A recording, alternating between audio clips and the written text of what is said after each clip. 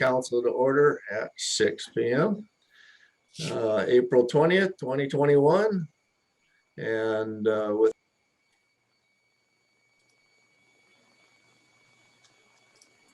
You're muted. You're muted. You're muted. how about now? Somebody muted me. I was unmuted there for a little bit. It was me. That was Sorry. you? Operator error. I went to admit somebody and then I think somebody else admitted them. So it jumped and then I just muted you. So, And you omitted me. yeah, All right, sorry. we'll start all over again. Very good. And I'll call the West Richland virtual council meeting to order at 6 p.m. And before we call the roll, I'll ask Stephanie to read our virtual meeting ground rules and then call the roll. Right. Please make sure that the name shown at the bottom of your video view is the name you would like the mayor to use. You can change this by right-clicking on the three dots in the upper corner of your video and clicking rename. If you have an unstable internet connection, please also connect through the phone. That will allow you to continue to participate even if you lose internet connection. If you call in after you've joined on video, click the arrow between mute and video, and there is a button for switch to phone audio. Clicking this button provides a participant ID. Please call in with that ID as then your phone is associated with your video. We will mute everyone until there is a public hearing. And when the mayor calls the hearing to order, if you raise your virtual hand, he will call on you and you will be unmuted. To virtually raise your hand, click on participants and then click on raise hand. If you are participating by phone only, press *9 to raise your hand. Written comments on official public hearings will be read during the meeting. All right, roll call. Brent Geary, Here. Richard Bloom, Here. Fred Brink, Here. Gail Brown, Here. Rich Buell, Here. David Fetto, Here. Kate Moran, Present. John Smart. Here. Okay. And we'll give Stephanie a little time to mute council members, and I will lead us in the Pledge of Allegiance at that time.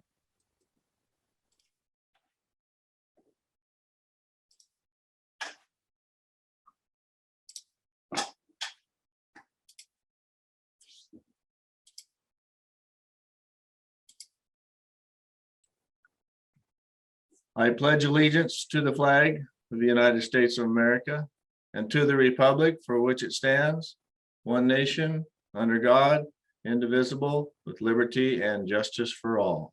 Thank you.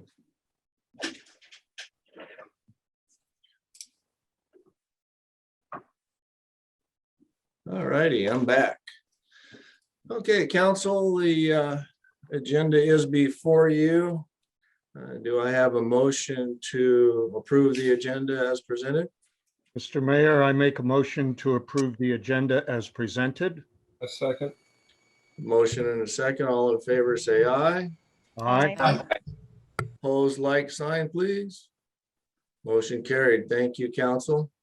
Before we get started this evening with our presentations, I'm going to ask our Public Works Director, Roscoe Slade, to take a moment to address some recent concerns that have been brought forth by residents in regards to some discoloration in our water system. So with that, Roscoe, if you would, please.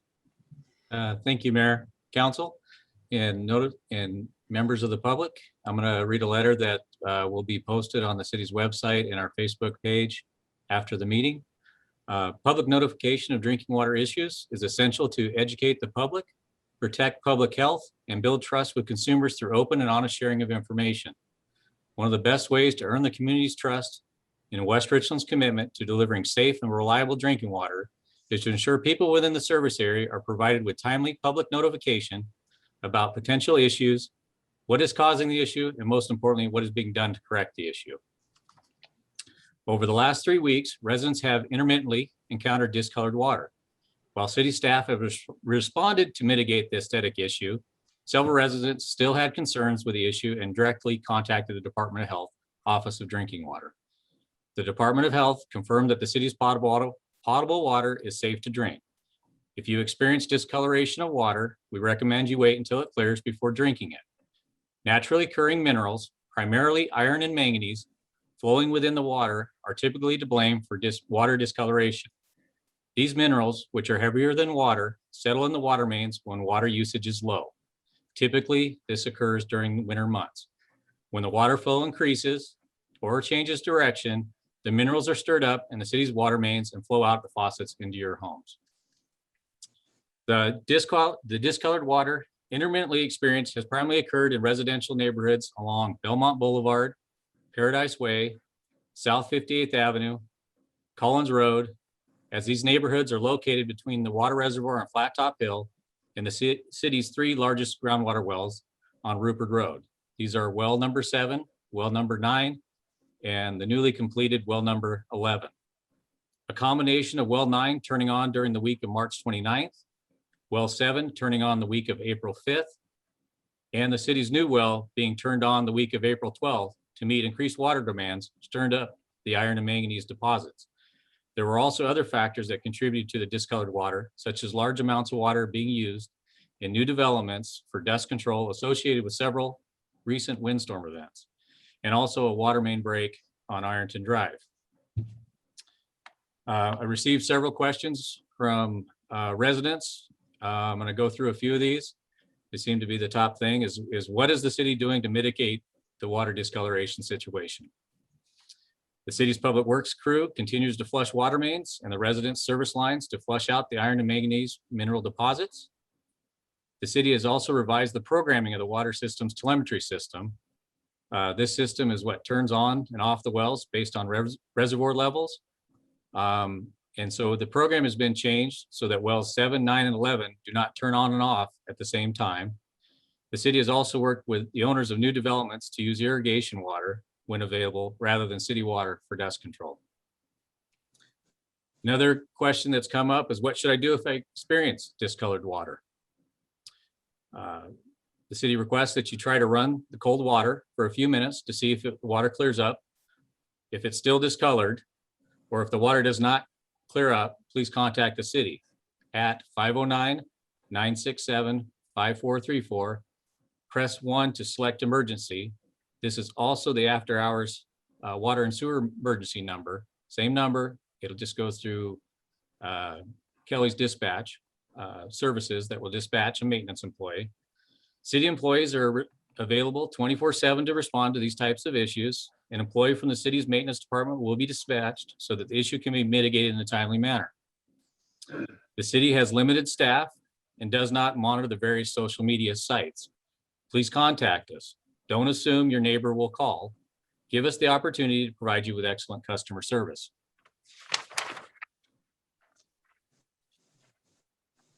The last one, common question is, what is the city doing to improve public notification? The city recently upgraded our utility billing software that will allow city staff to provide timely public notification, including information about the water system via email and/or text, in addition to the city's website and Facebook page. Additional staff training is being scheduled to fully utilize this new software notification tool. Residents will need to ensure the city's utility billing staff have current email addresses and cell phone numbers. So look for more information in the future, in a future utility bill insert. If you have additional questions or concerns, please feel free to contact me. And my email is roscoe@westrichland.org. So Roscoe, ROSCOE @westrichland.org. Or feel free to call during business hours at 509-967-5434. Also tonight, there were concerns again about the safety of our drinking water. So I had a phone conversation with Nathan, and he was gracious enough. Nathan's with the Washington State Drinking Water, Washington State Department of Health, Office of Drinking Water. He's on joining us with Zoom tonight. So Stephanie, if you can unmute Nathan and give him the opportunity if you'd like to add anything tonight. Great, thank you, Roscoe. Yeah, I just wanted to underscore what you already read in your statement.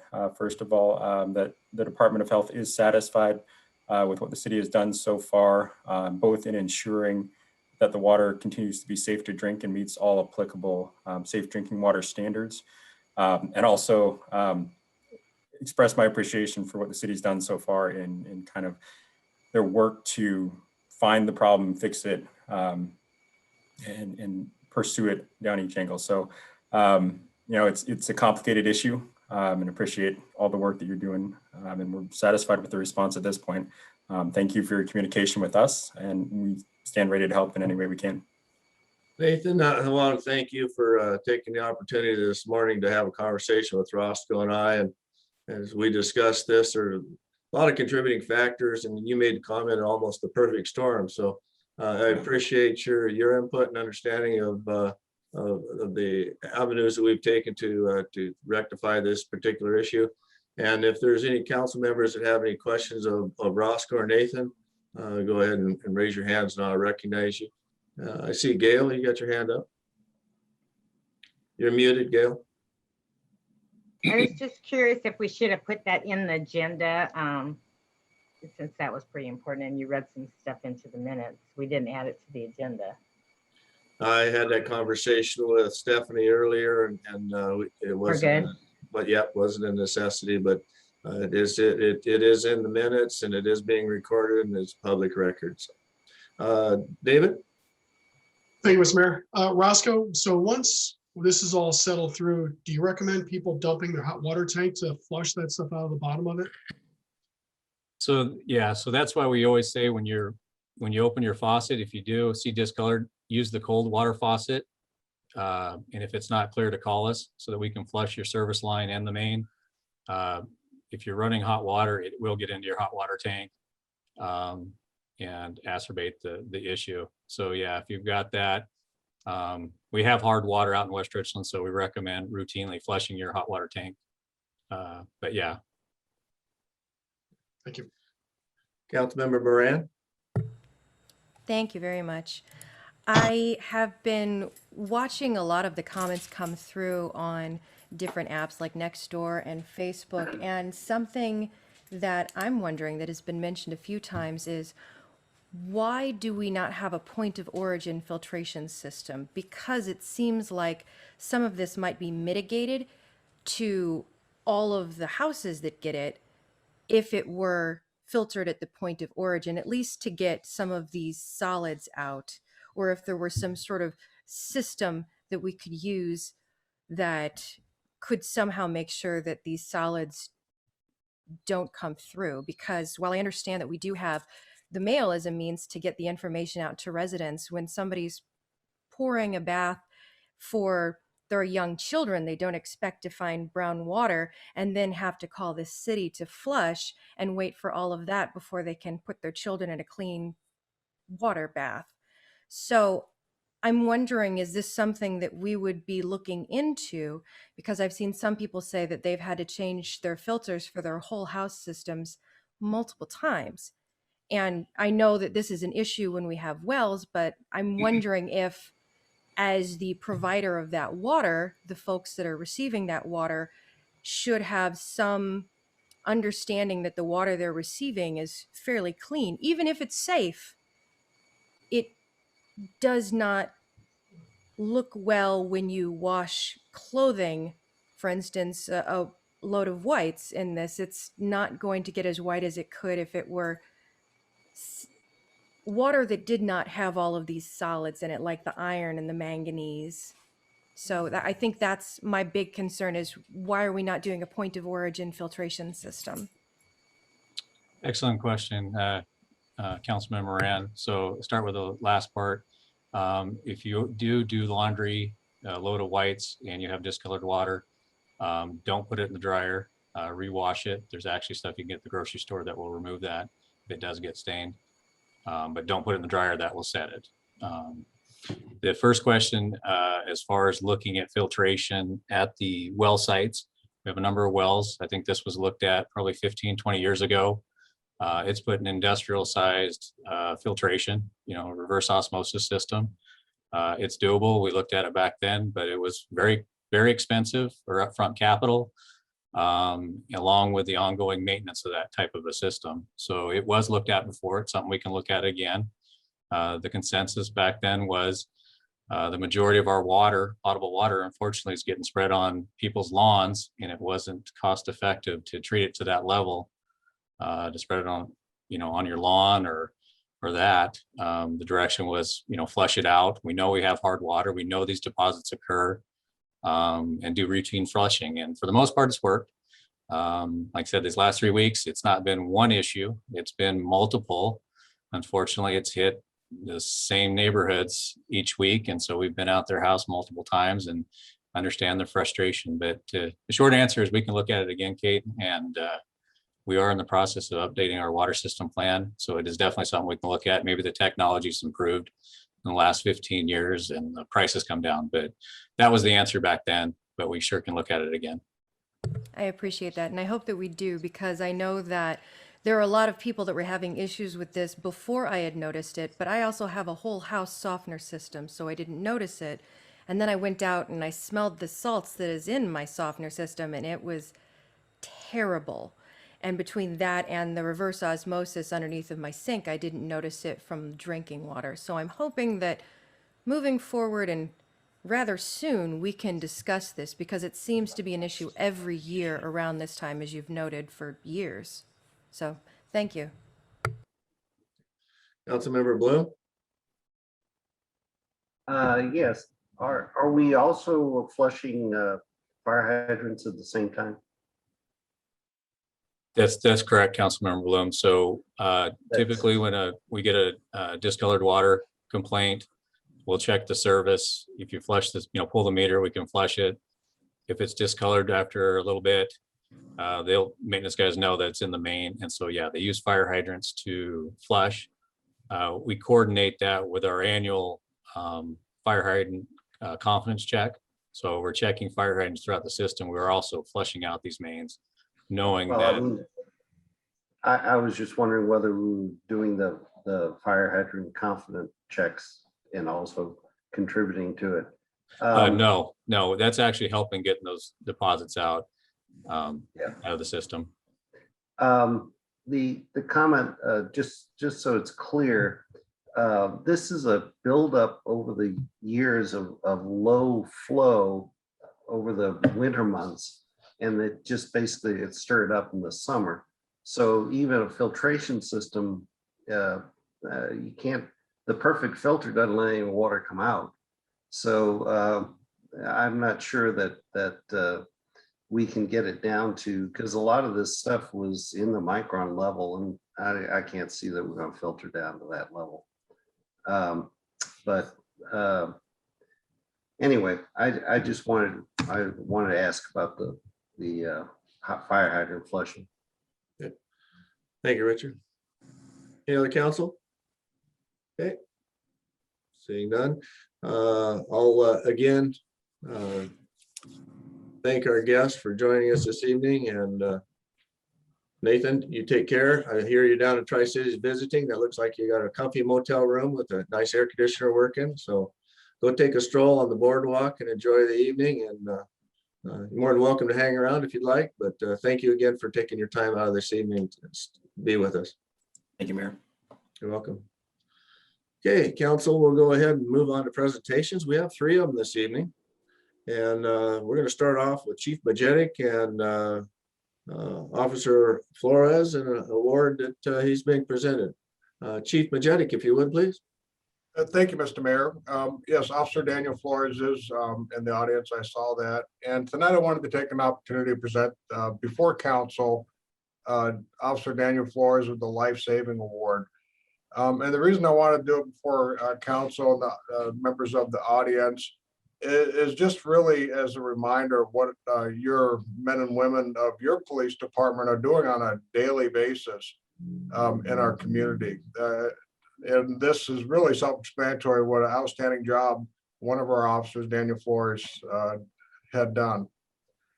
On January 27th of this year, Officer Flores made a warrant arrest and transported the offender to jail. Upon arrival at the jail, the prisoner began experiencing medical emergency that Officer Flores recognized as a result of a drug overdose. Officer Flores summoned medical aid, assistance from jail staff, and quickly administered a dose of Narcan to counteract any opioids that may have been in his system. The male was unconscious and no longer breathing on his own. CPR was started by Officer Flores, and who administered a second dose of Narcan. By the time the medics arrived, the suspect had began breathing on his own, but remained unconscious. So he was transported to the hospital, where he eventually made a full recovery, thanks to Officer Flores' efforts. Only a few days later, on February 3rd, of this year, Officer Flores responded to a breathing stoppage for a drug overdose. Upon arrival, Officer Flores discovered a 24-year-old female on the floor. She was unconscious, not breathing, and turning gray. Officer Flores checked for a pulse, administered 2 doses of Narcan, and initiated CPR. Prior to medics arriving, the patient began breathing on her own, and she too made a full recovery. Officer Flores' ability to recognize and respond to these medical emergencies undoubtedly saved these 2 lives. Law enforcement often arrives several minutes before an ambulance and therefore plays a critical role in the outcome of these incidents. In these emergencies, every second count, and Officer Flores' handling of these situations prevented 2 untimely deaths. So ladies and gentlemen of council, Mr. Mayor and the audience, I'd like to present the Life-Saving Award to Officer Daniel Flores and thank him for a job well done, and as a great reminder of what the men and women of the West Richland Police Department do on a daily basis. Thank you, Mr. Mayor. Officer Flores, thank you very much, sir, for your service. You're truly a stellar star in our force, along with all of our officers. And I see a number of them present this evening. I want to thank you again for what you do, and I want to thank all of our officers for what they do, because you just never know when an individual needs the service and protection that you all can bring to our community. So again, thank you, sir. And when we have an opportunity to get together, I'll shake your hand, pat you on the back, and maybe even take you out for a cold one. Thank you, Mr. Mayor. Thank you, Chief. Is there any other of our officers who'd like to speak this evening, or any other comments you might like to make, Daniel, about the ongoing, the circumstances in which you encountered? Okay. Council, you any questions or comments to Officer Flores this evening? Councilmember Moran. Thank you. I just want to thank you, Officer Flores, for your work. It is exemplary of the protect and serve motto of our police department. So I want to thank you for that. And I thank you for showing that humans are flawed, but we can help each other by making sure that we can protect each other and keep each other safe and alive. So thank you very much for all that you've done and for saving the lives. Mayor Pro Tem Brink. Thank you, Mr. Mayor. I just want to congratulate Officer Flores as well for a job well done in saving the lives of 2 individuals. Your dedication and quick response and your ability to assess the situation and to act immediately is greatly appreciated. Thank you, sir. Yeah. Thank you. Very good. Okay, we will go ahead and move on to our second presentation this evening. We have David Replog with Hanford Communities for the update of Hanford Communities. David, thank you for taking time out of the evening, and I know you probably got the girls are standing beside you watching the show like they do in most of our Zoom meetings. So tell the girls hi for me, and you got the floor, sir. Well, good evening. Thank you, Mr. Mayor. And yes, actually, one of my children is out at a Scouts meeting, so the other one is here with me alone. So if you see a young child running around through here, then you'll know what's going on. But hopefully she will continue enjoying herself upstairs. But thanks again, everybody. It's great to be here with you this evening. It occurs to me that this is my first time visiting with the entire West Richland City Council. So very glad to be here. Perhaps, Mayor Gary, you can advise. I have a PowerPoint presentation. Is that something that Stephanie would put up on the screen, or should I share my screen? We'll go ahead and share your screen. And yep, that'd be fine. Okay, one moment then. Yeah, when David's Zoom meetings with us early in the mornings, late in the afternoons, we get to we get to see the girls every now and then, and they've got considerably longer curly hair than David. They're a joy to have around. So we do appreciate the replow girls. They'd love to be social on video conferences. Hopefully you all can see that now. Yes, sir, we have it. Okay, great. So today's presentation or update is part of an annual update that I believe the City Council has received, probably going back 25 years or so or more. But for those of you who may not be familiar, Hanford Communities was formed in 1994. When we kind of take a step back and think about kind of where we were as a community and where things were with the Hanford cleanup in 1994, it was a lot different than it is today. At the time, the Hanford site was really sort of making the transition from production site to what it is today, a full-blown cleanup operation. And there was still sort of this shadow of secrecy. There was still a lot of distrust and lack of knowledge amongst the community about what was happening at Hanford, what the scope of the cleanup was, how it would be done, that sort of thing. And so at the time, the local governments, I think very wisely, decided to form Hanford Communities as an organization to represent the local governments and to coordinate the community's voice on Hanford-related cleanup issues. And another portion of what Hanford Communities has been responsible for, in part thanks to an arrangement with the Washington State Department of Ecology, is that there is a increased effort to increase public awareness and involvement about Hanford cleanup issues. And then again, to advocate for our community priorities and to provide technical and analytical resources to review, evaluate, and monitor conditions and policies at the Hanford site. It's a very complicated site. I know a number of you are fairly familiar with it, either currently do or have worked out there or otherwise engaged. And so you know how technical and challenging it can be. The Hanford Communities is managed by two boards. First, we have a governing board with one elected official from each local jurisdiction that's a part of it. And so we have, as you can see, Councilmember Bloom from West Richland is the representative for from West Richland for Hanford Communities. And then we also have representatives from Benton County, Franklin County, the Port of Benton, the City of Pasco, the City of Richland, as well as the City of Kennewick. And the governing board determines, sets policy and the priorities for the organization. And then we also have an administrative board, which generally includes the executive from each of the respective jurisdictions, including from West Richland, Mayor Gary, who is also now the chair of the administrative board. And the administrative board primarily focuses on, just as the name describes, sort of administrative tasks associated with Hanford Communities. And so the governing board meets at least quarterly, and sometimes there are special workshops or other meetings that are held. And then the administrative board really only meets about twice a year. So I think through the rest of my presentation, you'll be sort of hearing a theme of changes. There's been a lot of changes in 2020 and as we move into 2021. The first is every update to the City Council before now was probably provided by Pam Brown Larson, who was the executive director of Hanford Communities since its inception. And she retired last May.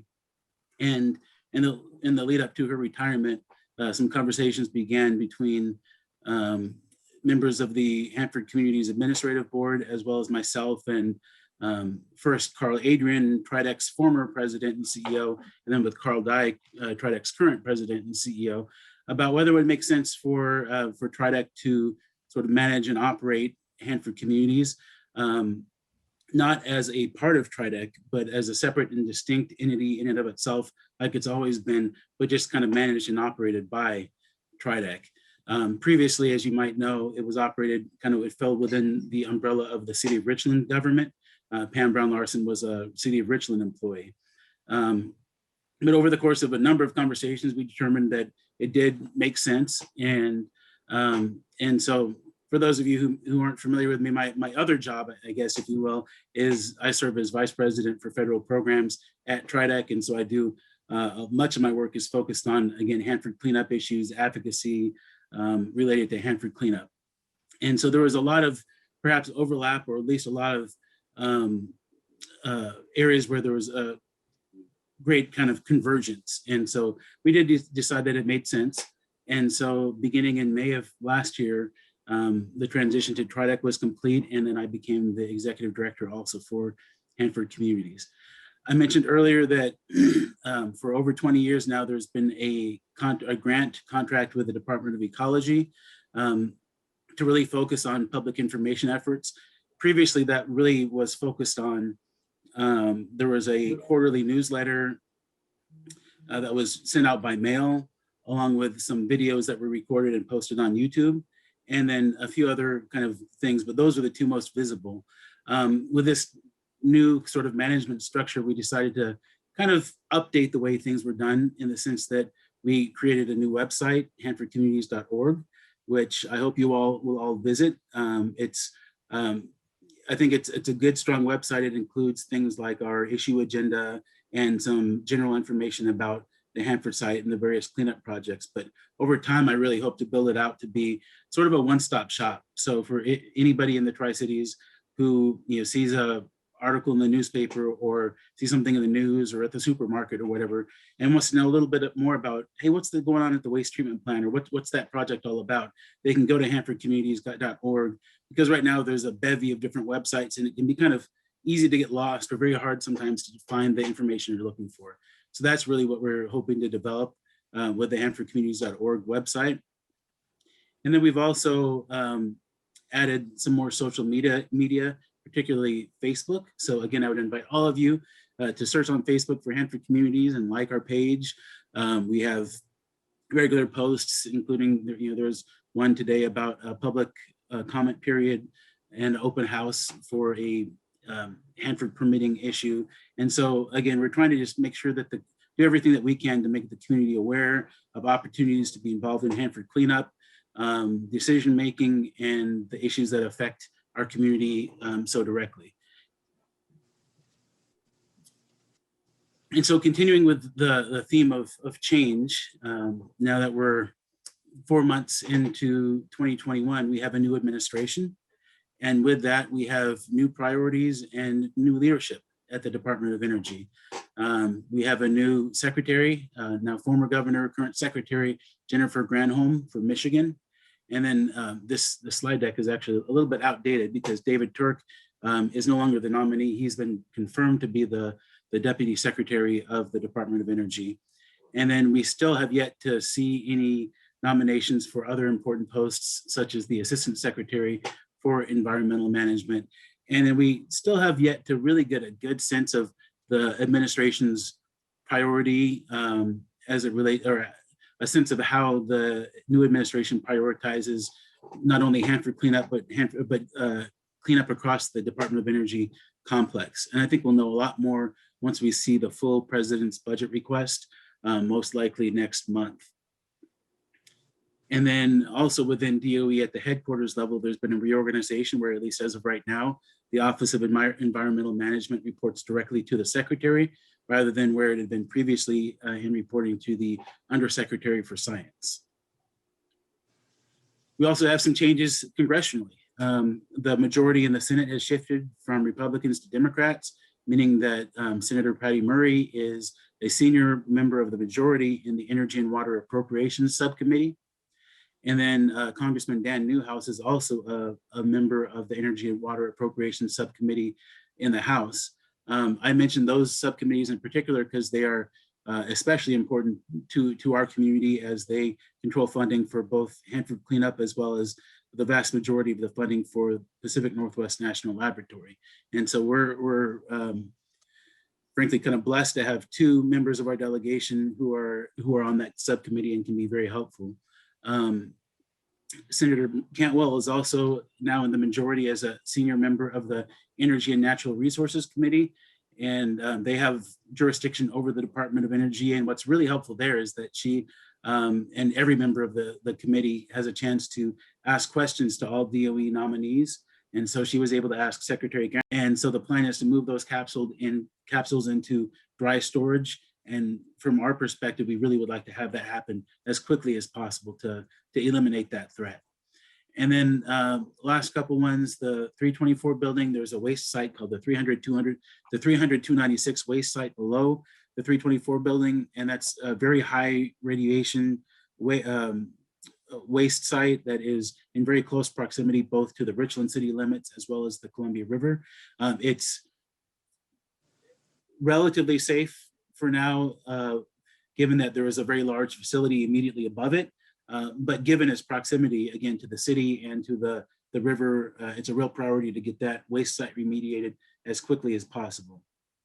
And then the last thing I would mention is that there was maybe some of you and certainly myself and other elected officials from our community heard from a number of local businesses that were concerned about subcontracting opportunities at the Hanford site and some impacts, maybe unintended consequences that that came from the transition of a couple of the prime contracts.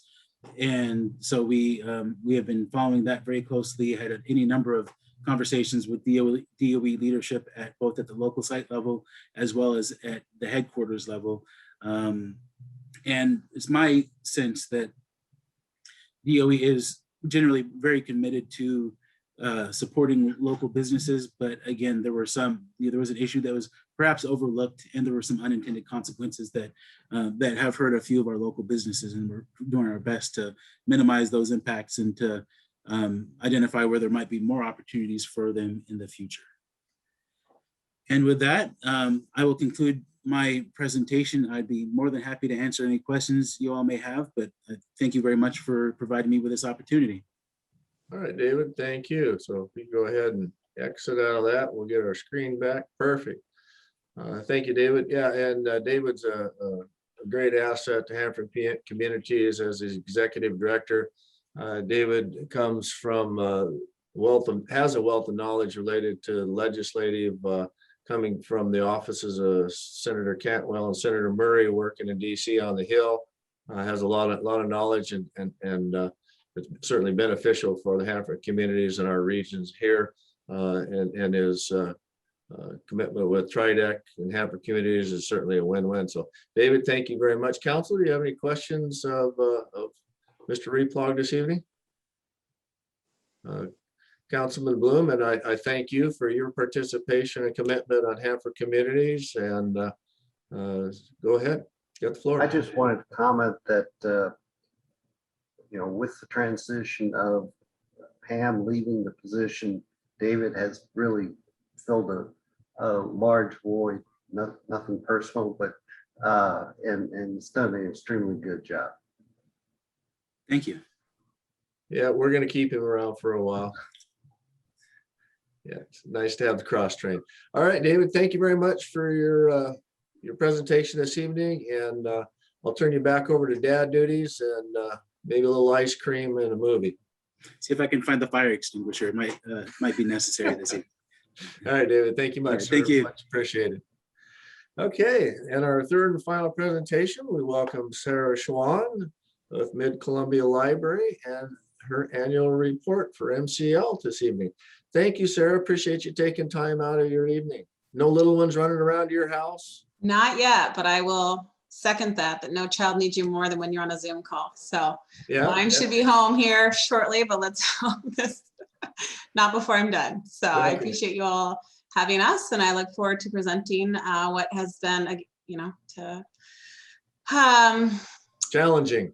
Yes, challenging. With remarks like challenging, unusual, unprecedented years. So I also would like to take this opportunity to introduce Jason Bond, who is on the call here today, and he is our new branch manager, filling the big shoes of Tom Moak, and at our West Richland Library. So I'm excited to have Jason. Welcome, Jason.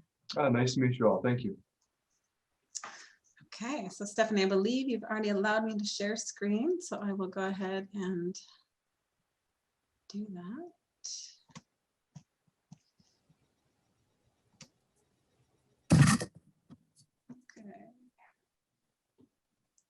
Perfect. Does that look good for everybody? Yep, we've got it. Thank you, sir. Okay, awesome. Well, at Mid-Columbia Libraries, our mission is to enhance quality of life by providing excellence in books and services for our residents and communities. And we really enjoy doing that for the citizens of West Richland. So as you're probably aware, we have branches scattered across both Benton and Franklin counties. And then we also have our Othello branch in Adams County. And so I'm going to start down my presentation with photos of Tom and the West Richland staff with distancing. We have not been able to take new photos of Jason in his new branch, but I look forward to having some of those moving forward. And so with the tax levy rate, we are able to do amazing things, but I also wanted to point out that we have one of the best tax rates. Well, we have the best tax rate in our area, comparing it against neighboring counties.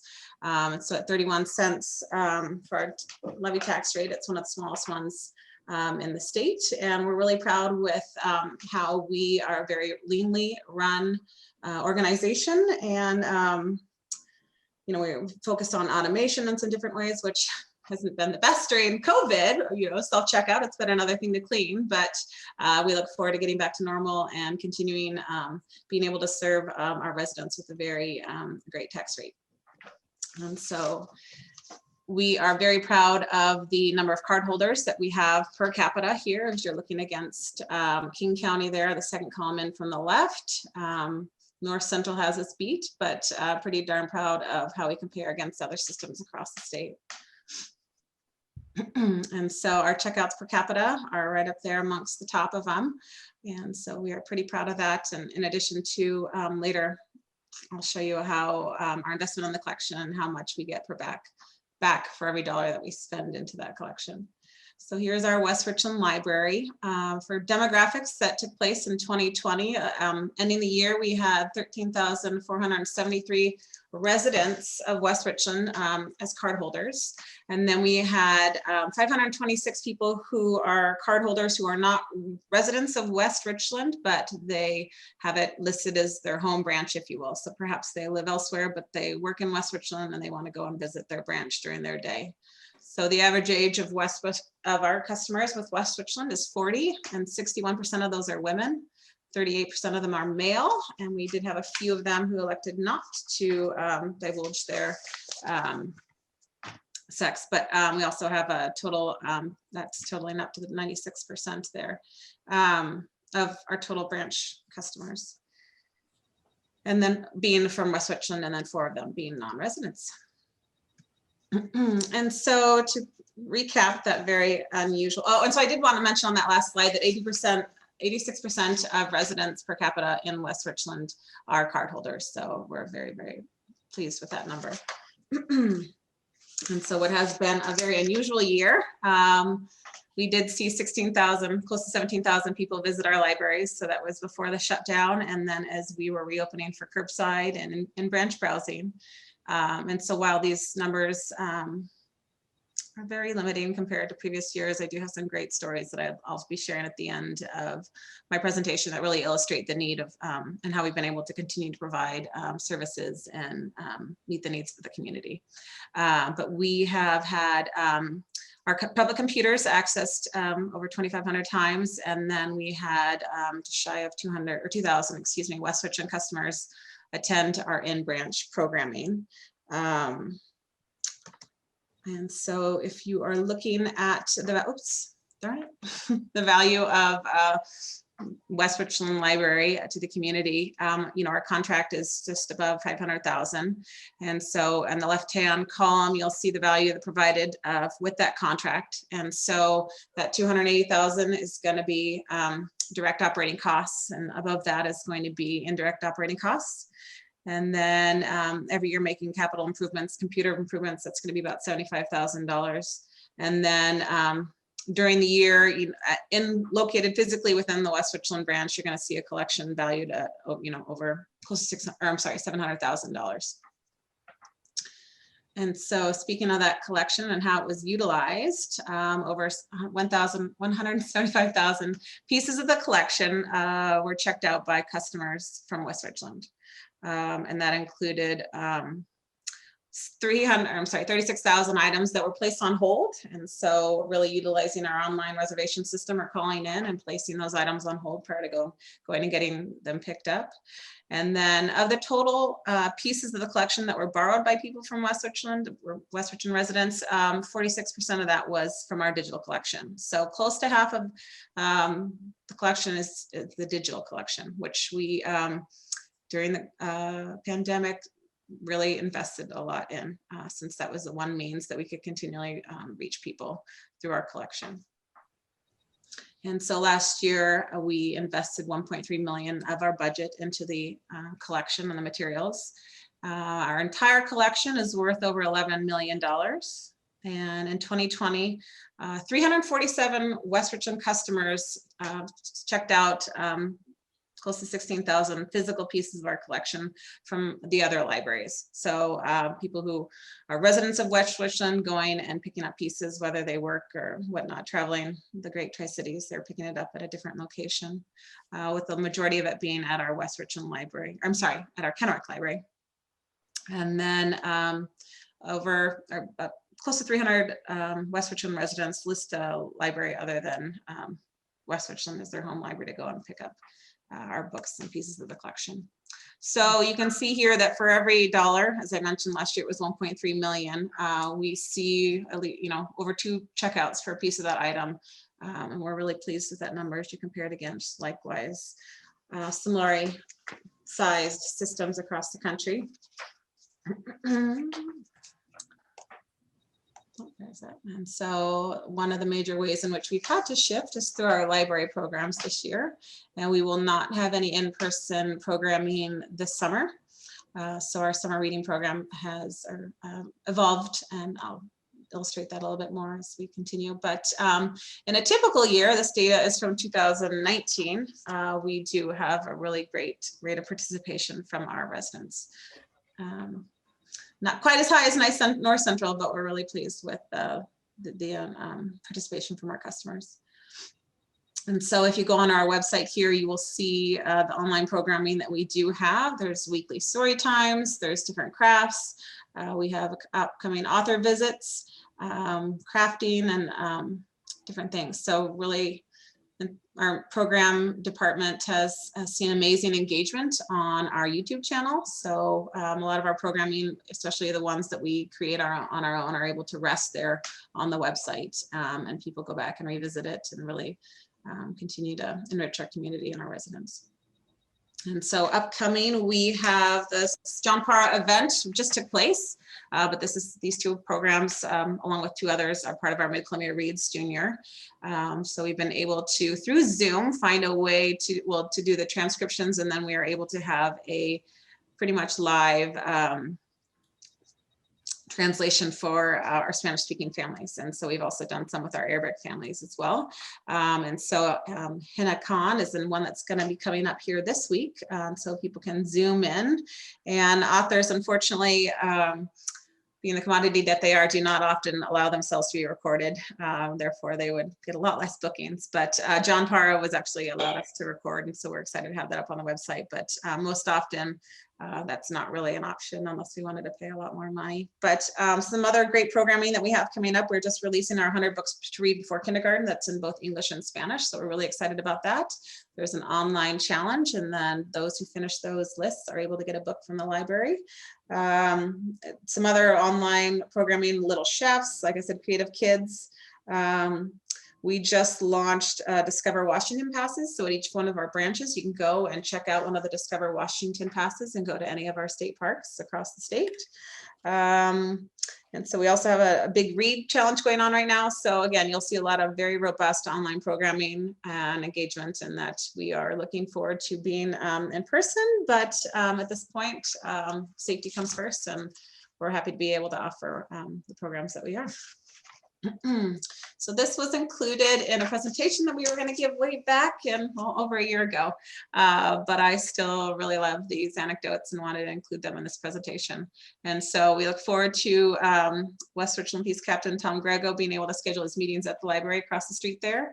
And that he's also really encouraged his staff to go on and get library cards so that they can be listening to different leadership books and different things in their patrol cars when they're driving around West Richland. And then also, I loved this comment, but sorry, I need to move the scroll of faces so I can read it properly. But this particular, our customer survey, satisfaction survey is going on right now, but this is from last year's, and it's a family who remarked on how much they enjoyed our libraries, and that one of their fears of moving here was losing access to the great and robust libraries on the west side, but that they really enjoyed our libraries and the communities that they built. And so we've really pivoted and been able to offer new services during this time. And these are going to be things that we're going to continue to offer. So we currently offer Curbside Plus, is what we're calling our current services. And I'll have you know the picture on the left is from a stock photo from previous to the pandemic. So obviously now we are masked up and practicing proper protocols, but you can either go online or call the branch and arrange for pieces to be picked up. I believe one of our branches said, I have somebody who wants 5 DVDs that begin with the letter A, and then they were moving through the alphabet. So I know customers have been very, very pleased with when they were not able to go on branch, which they are now, but they were really happy to see what the branches could pull for them.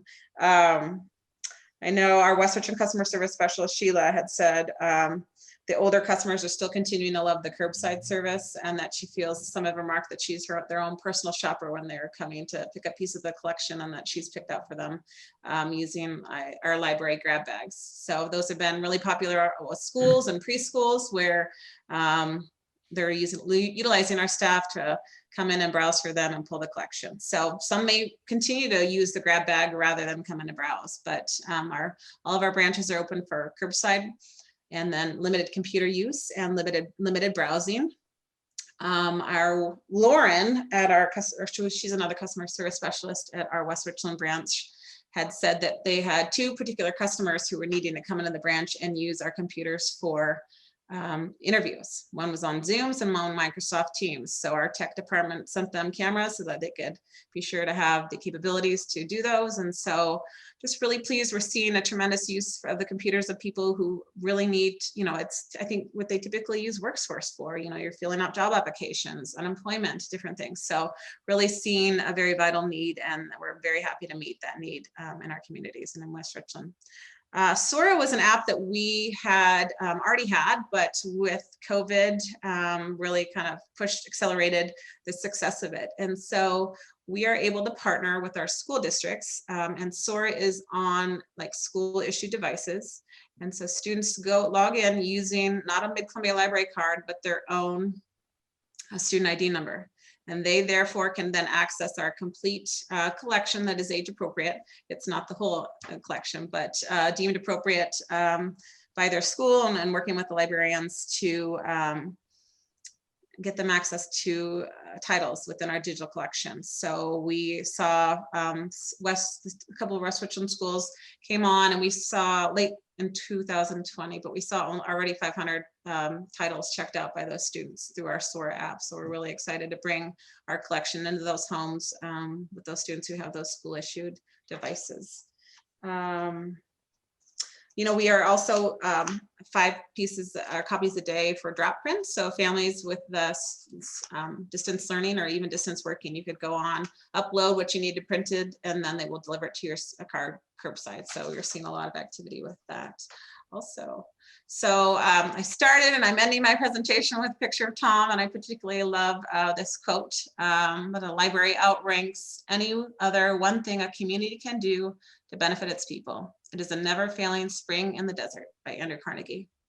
So Jason, I don't know if you want to add anything here, but I just want to sincerely appreciate the City of West Richland for your support, and we love serving the community of West Richland with our public libraries. So I'd love to say I'm particularly proud of MCL. I've been there for 7 years now, started my management career at Hewlett Packard, ended up going into the public service through American Red Cross Blood Services. I was the operations manager here in town for a few years, and then ended up at the library. And I love this organization, and I'm very happy to be able to help the city of West Richland. Although honestly, I show up at the branch there and the staff is so impressive. I think I'll just work with them. I don't think they need much of my help. They're really good people. So I'm really excited to be here and be part of the West Richland community because I know what the library means to people. So Thank you, Jason. Much appreciated. Looks like we have a couple of hands up from council members. I'll go ahead and start with Councilmember Brown. Am I unmuted? Yes, ma'am. The 40 year average, that I'm surprised that's so high. Is that seen all over the system or just here? I would think it'd be much lower with the kids. That's a really good question. And it did jump up from data that we had from last year. Like it was like, I want to say 5 or 6 years. So I don't know if I'll have to look into that and see if what that average is and how it's changed in the past year and how it's compared against West Richland. I can't speak to that, but I'll definitely get back to you on that, Gail. Okay. Councilmember Moran. Thank you very much. Sarah, Jason, I just want to thank you both. The library, pardon the dog. I just want to thank you both for the amazing job that you're doing with the library. As we can see from what you've said, we are, my gosh, the dog. Sorry. We are more than getting our value out of what the library is offering our residents. And a library is the heart of a community. So thank you for treating it as such and doing such a good job with it. And I was wondering, the picture with the heffalump, is that the same space that used to be the area where city council used to meet? Mm-hmm. Excellent. I haven't been there in a bit, sadly, but I am excited for when we can to go back inside. So thank you very much. Thank you both, and welcome, Jason. thank you. Thank you. Sarah, again, thank you, and Jason, for your presentation and for everything that MCL does for our community in these trying times. And the new normal will be curbside service for a lot of people. So you just gonna have to have your parking stalls with the number and ring them up. They'll run out there. Sometimes it's easier for people you guys to go to some of our elders and our seniors as opposed to have them come in. So appreciate you doing that. And mothers with young children, you don't want to get them out of the car seat. So yes, for sure. So well, I appreciate the opportunity, and yes, thank you all for your support. I'm more on the other side of the senior part of it. I'm done with that kid stuff. So thanks again. Appreciate you. Thank you. Good Okay, night. council, we'll go ahead and move on to the consent agenda this evening, which consists of approved payment of the bills, approve the minutes of the regular meeting, April 6, 2021. Ordinance 1321, amending the 21-22 biennial budget, and motion to award South 38th Avenue SR 224 signal project. Resolution 1421, authorizing the mayor to execute a water system development fee mitigation agreement for preliminary plat of Western Ridge. The motion authorizing amendment number 2 to engineering services contract for Bombing Range Road, Keene Road intersection modification project with JUB. Is there anyone from the audience who'd like to speak to the consent agenda this evening? If so, please raise your virtual hand or *9 by phone, and Stephanie will recognize you. Unmute you, and you can speak. Stephanie, do you see anyone on the line? No. I do not. Okay, very good. With that, council, may I have a motion to approve the consent agenda as presented this evening? I move to pass the consent agenda. I second. That motion is second. All in favor, say aye, please. Aye. Opposed, like sign. Motion carried unanimously. Thank you, council. Moving on to ordinances, resolutions, motions, of public hearings. Item 7A and B are a public hearing and an ordinance regarding a land use matrix code update. And with that, Community Development Eric Mendenhall will present his staff report this evening. Eric? Thank you, Mr. Mayor, members of the council. Before you this evening is a zoning code text amendment that was initiated last year, or yeah, it was last year. My time flies when you're having fun. During the Title 17 code update, this was a request that came from council to consolidate the land uses in the zone from the different sections into a matrix. And so what staff has done is taken that information as well as some feedback that was received, and those items are listed on your staff report, items 1 through 13, and updated accordingly in the land use matrix. There are 2 matrices before you. One is for the residential districts and the other is for the commercial districts. So this allows for the to have a little bit more ease of use to figure out which zones their project might work in. So if they're looking at a commercial development, they can look in the commercial districts and see, okay, yes, this would work in this zone and that zone, and then they can send their real estate agent out to look for them, or if they live in one of those areas and they want to establish a particular use, they can go to that land use matrix and see all the different things that are allowed in on their property.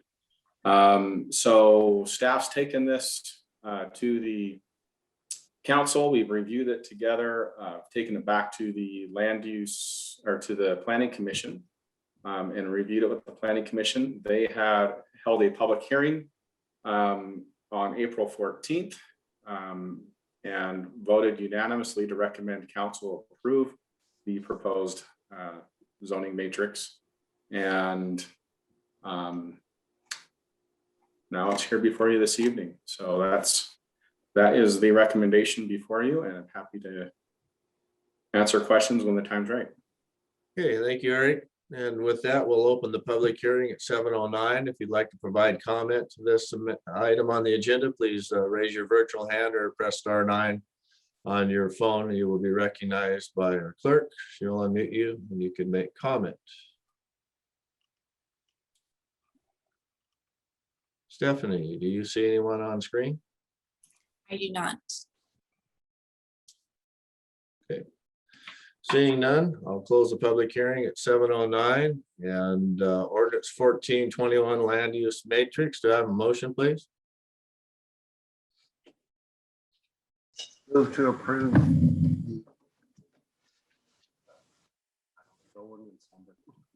I move to adopt the proposed zoning and text amendment which consolidates land use into the matrices for residential and commercial districts and approve ordinance 1421 amending the West Richland Municipal Code. Now you can second, Richard. Second. Okay, that's a long distance travel. He forgot his notes. Well, Okay. I'm having screen problems. How's that? I have a motion and a second. Council questions of Eric, conversation amongst yourselves. Seeing no hands up. You got a hand. Okay, John. Yes, sir. I've got a manual hand up. That'll work. I just gotta wave it a little bit more for me. Okay. Yeah, so Eric, I wanted to ask, and Mayor and Council, I wanted to ask, as I read through this, I think maybe historically I've had a few issues with some of the more finer points that are in this document or this ordinance. I don't think any of them are really killer, they're not super duper critical, but I think there's some things that we still could stand to talk about. And so my question is, what will be our opportunity as time goes by to discuss these things? I could list a half a dozen of them tonight. Maybe I will, just only take a minute. But I just want to know how this set of land use matrices will evolve with time. I've heard before that if somebody comes with a use that's not listed or is unique or novel, that the director will consider it and try to get it into one of these categories that already exists. Or maybe, and I'm putting words in your mouth now, maybe you'll bring it to council or planning commission. I'd like to know how this document evolves. If somebody has a Because, I mean, here we are dictating what people are and are not allowed to do with their property. And so when there's a problem with this, when somebody has a grievance with it, if you will, can you go over what the process will be? Sure, you bet. Denied, So about there's, that on record, so for our public and the rest of the council? you bet, be happy to, John. So there are typically 3 ways that would initiate a zoning code text amendment. First and foremost would be any application that we receive from the public. So any one member from the public can submit an application to have the zoning code text changed. And so if there's a particular use that they'd like to see, they can bring that to council and have that reviewed. Another one is the council can bring proposed amendments. So you need to, we spent several years going through this, if you remember, John, going through the different land uses and reviewing all of the different items. We went through that last year when the Title 17 was adopted, and we went through with our, the cards, the red and green cards, to determine which items would stick and continue to have council's review. That's where that list of 13 comes from. And so council has a great opportunity to look at those types of things, but it does require more than one council member to request that, so that staff's not just spinning wheels. So that's something that council could look at and discuss. And if there's ideas that you would want to bring, again, I think a good place to start those conversations too would be in the CD subcommittee. I know you're a member of that committee, and those could be things that could be brought to that committee and reviewed there. And then finally, staff can bring these items too. So as we're going through and I see inconsistencies, if I see issues with economic development, there's maybe some impediments there for economic development, I could make a recommendation and bring that to the CD subcommittee and have some discussions with the subcommittee, and then take that on through to the planning commission and the rest of the council. So yeah, thank you for that. I appreciate it. I have, so like I said, I have actually, well, I said a dozen, there may be 24 minor concerns. Like I said, I don't think they're deal breakers, but what I would like to know is if there's a way, see, we don't really have a forum here where we can have open conversation with council without taking up a lot of time, unless we make it into a workshop and put it on an agenda, and that's kind of a big, heavy lift. So I don't even really know if my other council members, fellow council members, have concerns along these same lines, or if they've even considered some of the things that I'll mention here in a moment. But is there a way that we could keep a running tally, so that if you have an Excel spreadsheet with this fairly complex matrix on it, is there a way that you can note, John thinks that municipal office buildings shouldn't be in low density residential use. Okay. And then if somebody else thinks on the council that starts to add up, so that we can keep a tally. I'm really thinking over the course of years, if there's a way to sort of keep a record of concerns or potential changes on this table, so that when we do get together and talk about it, I have to admit, I know we went over this a year ago, but there's what do we have? 6, 7, 8, 8 by, there's 1,600 blocks in this table, or maybe it's 800. I don't remember if we've discussed them all. I don't remember if other council members had the same concerns, or maybe just 3 of them did, and now we've got some new council members that might have similar concerns. So I'm trying to figure out a way that we can sort of slowly come to consensus over the long term, or ignore the concerns if it's just me. I mean, if I'm the only one that doesn't think that municipal office buildings should be allowed to locate conditionally in low density residential areas, or medium density residential areas, RM6 or RM10, then that could just be an outlier, and it doesn't need to be modified. So I don't know if you have a suggestion or you thought about how this would evolve in that way, or is there a better way to approach it? what I did under this last review, John, was just took what I received for as far as council comments from last year's zoning update. I know that went through a lot of, I mean, all the uses went through line item by line item. I remember those meetings we had. Right. And when those items that had a majority of council holding up their green card, we moved forward with those items. The items that didn't get enough votes, we obviously realized that there wasn't enough support for those items.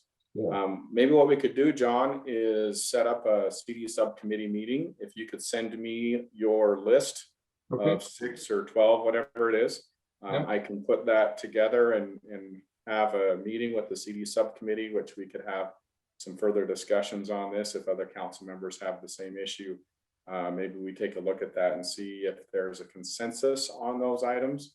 If we get a consensus, then again, just want to make sure that we're using your limited staff resources in the most wise, effective manner possible. And I can be happy to do that. And I can obviously appreciate, the work you've gone to get all this tabulated. But I don't want to derail it. I like the table. And I like how easy it is to look up the uses and whether they're approved or not. So, and then I'll just add that there were a few, there were a couple typos and little things like that. No big deal there, but yeah, I would like to discuss this at a future CD committee meeting. And I will support it right now because of that commitment to just review those things. And I'm not trying to press my views on the rest of the council, but I do have some concerns. I just want them to be vetted again very quickly. It won't take as long as we had to go through with every single box. But and specifically, I did draw out that one issue of allowing municipal facilities to be put into residential neighborhoods, just sort of carte blanche without a conditional permit. So I was concerned about that one, but if nobody else is concerned about that, my remaining concerns are really more higher fidelity issues that we could go with or not. And if somebody in the public comes up with a concern about, not being able to put a small food processing capability in an RL40, for example, they've got 2.5 acres and maybe they want to make strawberry jam or something. Right now it's not allowed, but I presume if somebody wanted to do that, and it seemed reasonable that you could direct them to either make an exception or to bring to council, and we would consider it as a council at that time. Is that what your thinking is on how a person could remedy such a issue? That's exactly the different options that Eric laid out. Yep. It can be brought forth by council, it could be brought forth by a public citizenry member, it could be put forth by a staff member. So text amendments, those are things that we've done in the past with great success and kept everybody on the same page and provided what the citizen and community wanted, while also protecting the interests of the community. So yes, all of the above is available and has been in the past and will continue to be so. I appreciate those comments, Mr. Mayor and Eric. Thank you for putting those on the record. So it's important to me, and I'm sure it is to anybody in the future who really has a use that's not impactful to the community, but might not fit within this particular table.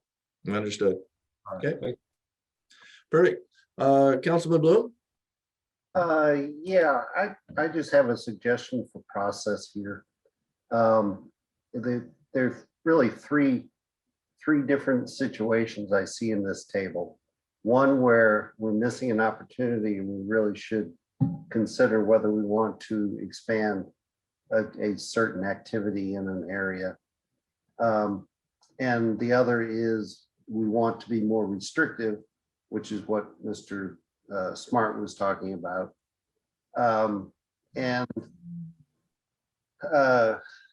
The other one that comes to my mind is, are we really sure we know what we're talking about in description?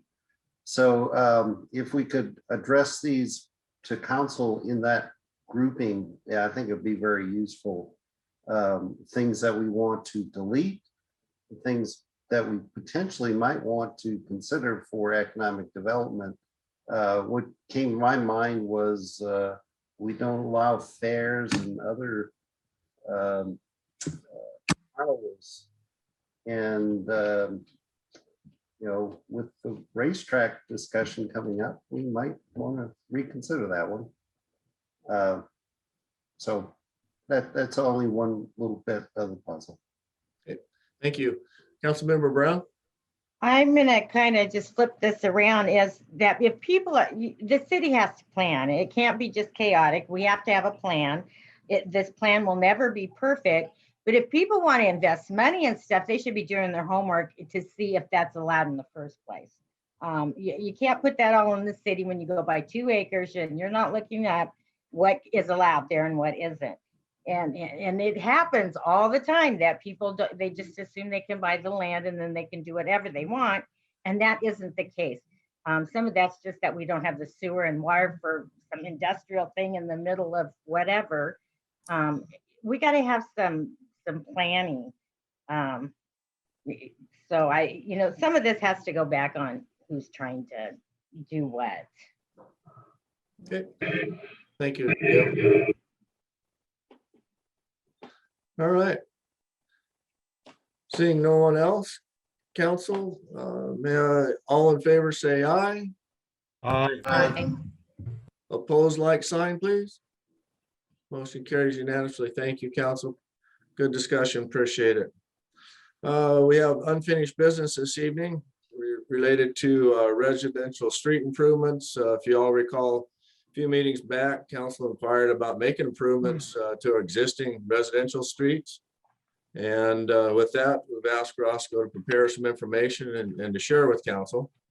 And he's got a PowerPoint he's going to share with you this evening. And I will make note right now that the last 2 slides of Roscoe's presentation, one of them having to do with the council strategic focus area number 5, goal 1. And then what the last slide in his presentation will be the next steps that I recommend we move forward on. So with that, I'll go ahead and turn it over to Mr. Slade. You share your screen. All right, thank you, Mayor. Gail, your hands up. Oh, sorry. No problem. Takes that long for Roscoe to click the button. Are we all good? We can see it? Gotcha, yes, sir. Okay. So, yes, so that we've had some discussion with council wanting some information about local roadway improvements. What I'll go over in this outline of this presentation is the city's adopted plan, adopted policies that we have in our municipal code, touch on some challenges we have, and then get into SFA 5 Goal 1, which deals with degradation of neighborhoods, and let the mayor jump in with next steps as we go forward. Oh, and there's extra points if you can tell me what street that is. Okay, well, there's a couple others, so think about it. There's points at the end for that. So the plan that we have was one that was adopted back in 2013. I think there's only a couple of you that were on council at that time. We hired Transpo, the consultant, to go through and do an ADA transition plan that went through and identified areas that needed sidewalks, new curb and gutters, barriers removed. People are asked, what do you mean by barriers? Think about some of the old neighborhoods that have mailboxes on steel posts in the middle of the sidewalks. And then there's other ramp improvements. And that plan, again, back in 2013 showed $4.7 million of improvements in that plan. Again, those are in 2013 dollars. The plan prioritized all these projects into different categories, and I'll get into more how they were prioritized on the next screen. So the big focus is and council helped with staff to develop a matrix with our consultant on what was the priority and what are the things that are important. They looked at the width of the sidewalk, what's the condition. They looked at the location, transit, parks, low income, and connectivity, downtown. These were all important items, and they put it into a matrix, and then it spit out, if you look in the back of the plan, there's page after page of prioritized projects. But what I'm showing on the screen is the table 3, which is what the city considered its high priority projects. And if you glance at the center column where it talks about streets, It may be hard to see, apologize for that, but if you look at the center column, we have been making progress on this list. So there's 7 of these projects that list gross cup. We corrected all those with a 2019 TIB grant that was basically from Van Giesen to 62nd. So all those ADA ramps were fixed to bring up to current standards when we did an overlay. You look at 62nd, there was 2 of these high priority things, and those were completed or repaired or fixed with the rebuild of Taptail Elementary. There was 2 that are at Bombing Range in Austin. If you recall, we extended sewer over to the park back in 2019. And with that extension, we took out a couple handicap ramps that were there and rebuilt them to meet current standards. The rest of the items that you see up there are that deal with Fallon Drive, South 38th, and Bombing Range are all projects within projects listed on our 6-year transportation improvement program. They just don't have secured funding. And really the only one on this list that really doesn't have a identified source of funding is probably the 3 projects that deal with North 46th Avenue. And again, the numbers, estimated costs on these are grossly outdated. And again, only dealt with the cost of the sidewalk to construct it itself. It doesn't include widening, curb gutter, or excuse me, the storm drainage or streetlights, or the design or construction admin. So it's substantially more than that. So now we'll move into policies, how we were going to implement that plan. So a lot of these came forward after that plan was adopted in 2013. Early 2014, there was some ordinance put on the books. They've been amended, I think, in 2018. But how do people always ask, how do these streets, is it the city building them? And the answer is no. When you look at West Richland Municipal Code 16, new development is required to construct those streets with new development. So it's not the city putting these. So these new neighborhoods are required to construct these roadways, and they're required to be designed to current standards. This has been on the books since 1960.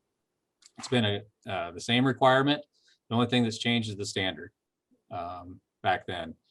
The other one that dealt is West Richland Municipal Code 12.04, which deals with frontage improvement requirements.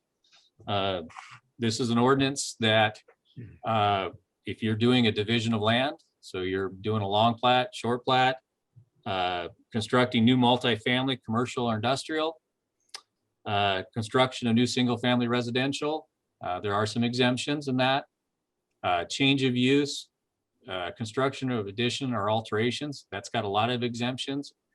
Or access to a public street, the city is required to require frontage improvements. That means areas that don't have curb and gutter, storm drainage, streetlights, when they come in for one of these things, they're required to do those improvements. And unless they meet in an outright exemption that's written into the code. The other option, and you're all well aware of it because we've seen a few of these, they can come to council and ask for a waiver. And we've issued several of those. The bottom one, West Richland Municipal Code 1220, deals with sidewalk construction. And this is one we haven't used. It's one that if city council felt there was a strong public safety and convenience need, you can pass a resolution, determination of necessity, and basically force those improvements to be constructed at the budding property owner's cost. We haven't done that. This has been on the books since 2014, but we have not gone that route. But you do have you thought strongly enough that there was a safety concern or something, and these improvements need to be made. There's a mechanism for that to occur. The other option, dealing with policy, while it's not in our municipal code, it is in RCW, and there's several sections noted that deal with local improvement districts. That's what a LID is. And really, all it is a finance tool. It allows improvements to be done and financed over a period of typically 10 years. I've seen them up to 15. These things can be initiated by a resident's petition or city council resolution. There was some question of what it takes. Really, it requires just a simple majority, 50% plus one. My 20-year experience as council likes to see closer to 70% support before they're going to go enact a thing and put that kind of cost on residents for these type of improvements. And again, the abutting property owners are responsible for the cost of these improvements. Typically, how these are formed is usually a resident will contact the city with interest in either how do I get city streets built in my neighborhood? How do I get streetlights installed? And so they usually typically have a champion that asks the questions. Staff then works with them to get them some basic information that they can then informally meet with their neighbors, see if there's support. And then typically there's a follow-up informal meeting with staff to answer questions before we move forward with a petition or a council initiated resolution. So there's some baby steps that go up front to give people as much information on the process before we start forward with the local improvement district. Because once the ball is rolling forward, it continues. And you know, the one thing that's in state law with an LID that I don't necessarily agree with is when it comes to the formation of it, if you're silent, you know, you're taken as a yes vote. So that's something that I don't necessarily agree with, but that's what state law is with it. Challenges, you know, it always comes down to funding. You know, that's always the big one when we talk about things. And so when you look at challenges to the city on allocating funding to do local roadway improvements, we need to look at what our pavement preservation, this is our existing pavement system that has been accepted in the city streets. You know, we're going through the process of updating that program, and that'll be coming back to the utility subcommittee on a plan to amend that. But there's $10 million of pavement preservation needs over the next 10 years. It gets worse in years 10 to 20, but we're not, I mean, that's really tough to plan that far out. But, so we're looking at the next 10 years. And right now, there's $5 million of that is secured. There's another $5 million shortfall. And by secured, that's a conservative estimate on every time there's property sold, a new house or property, a vacant lot, an existing house, they pay real estate excise tax. Currently, half of that is going into our pavement preservation fund. And so that's where I'm considering that $5 million existing. So big shortfall, that'll be coming up to council to have some discussions. It's nothing new. This has been in the discussion with the city. It's a tough question. It's not new. It's not something unique to West Richland. The state's dealing with it now with the state's transportation system, and probably every city is dealing with it. So we'll be looking at options with that. The second one deals with our 101 street fund. This is just the basic O&M of the streets. This is what plows snow. This is what sprays weeds on the side. This is what paints the crosswalks and the lines on the thing. Doesn't include sweeping the street or cleaning out the catch basins. That's part of our storm drainage utility. And if you recall our current budget, the 21-22, there was a $500,000 transfer into the street fund just to balance that fund to keep it flush. And the primary reason is, if you recall, the 101 street fund is funded through gas tax. And if anybody's, you know, I joined Gail on several of the transportation committees that we sit on and listen to them. The Washington Highway Users Federation had a presentation from DOT that showing the big hit the gas tax has had collection because people aren't driving due to COVID and working from home. And the presentation we heard was they don't expect it to get back to pre-COVID levels for 10 years if all. It's changed how people work and where they work, and electric cars, electric vehicles. So that's a big concern there with that's going to be an ongoing issue with just basic street fund. And then the last one is tied into that ADA transition plan, you know, with these improvements, you know, $2013. If you look 8 years, it's probably conservative to double it and say you got a $10 million issue. But again, that's just dealing with the construction of the sidewalk, not widening the road, not putting storm drainage in, not putting street lights, not doing the design or the construction management, which, you know, those two items, the design and construction management, adds 25% alone on the cost of the project. The other challenge, and this has come up before, it's a narrow road right away. And we've had discussions on that. Some of these older neighborhoods, you know, the standard back when they were platted called for 40 foot, and you got narrower roads.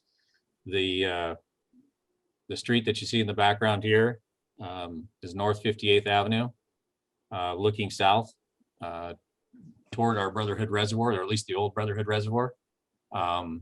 40 foot of road right away on this. And you can see this is pretty typical. This picture was taken during the workday. I was meant to get out there on a Saturday so you could see the number of cars that are parking on the shoulder. These are smaller lots, not a lot of parking on their lot. And so a lot of them will utilize the 40 foot road right outside the pavement for parking. But if we want to go through and look at improvements in this, whether through one of the mechanisms I discussed, staff can come up with a standard. And what we've talked about at the staff level is not a hard standard, but if residents come forward and say they want to form an LID and they want to pay for this, let them decide if they want parking on both sides and sidewalks on both sides. They'll know that each side needs to dedicate an additional 5 feet. Or that neighborhood says, for our neighborhood, we only need parking on one side, but we want sidewalks on both sides. Well, then it's only a foot of right of way additional. Or they may decide the sidewalks on both sides and we don't need parking in the street, and then we can fit it within the existing 40. So there's a lot of options, and rather than try to have one size fits all, I think we can look at that on a case by case basis for a given neighborhood, especially most of these neighborhoods are off the Van Giesen corridor. These pictures are all either Brotherhood or in the downtown area, either north or south of Van Giesen. So it just gives you a kind of a background.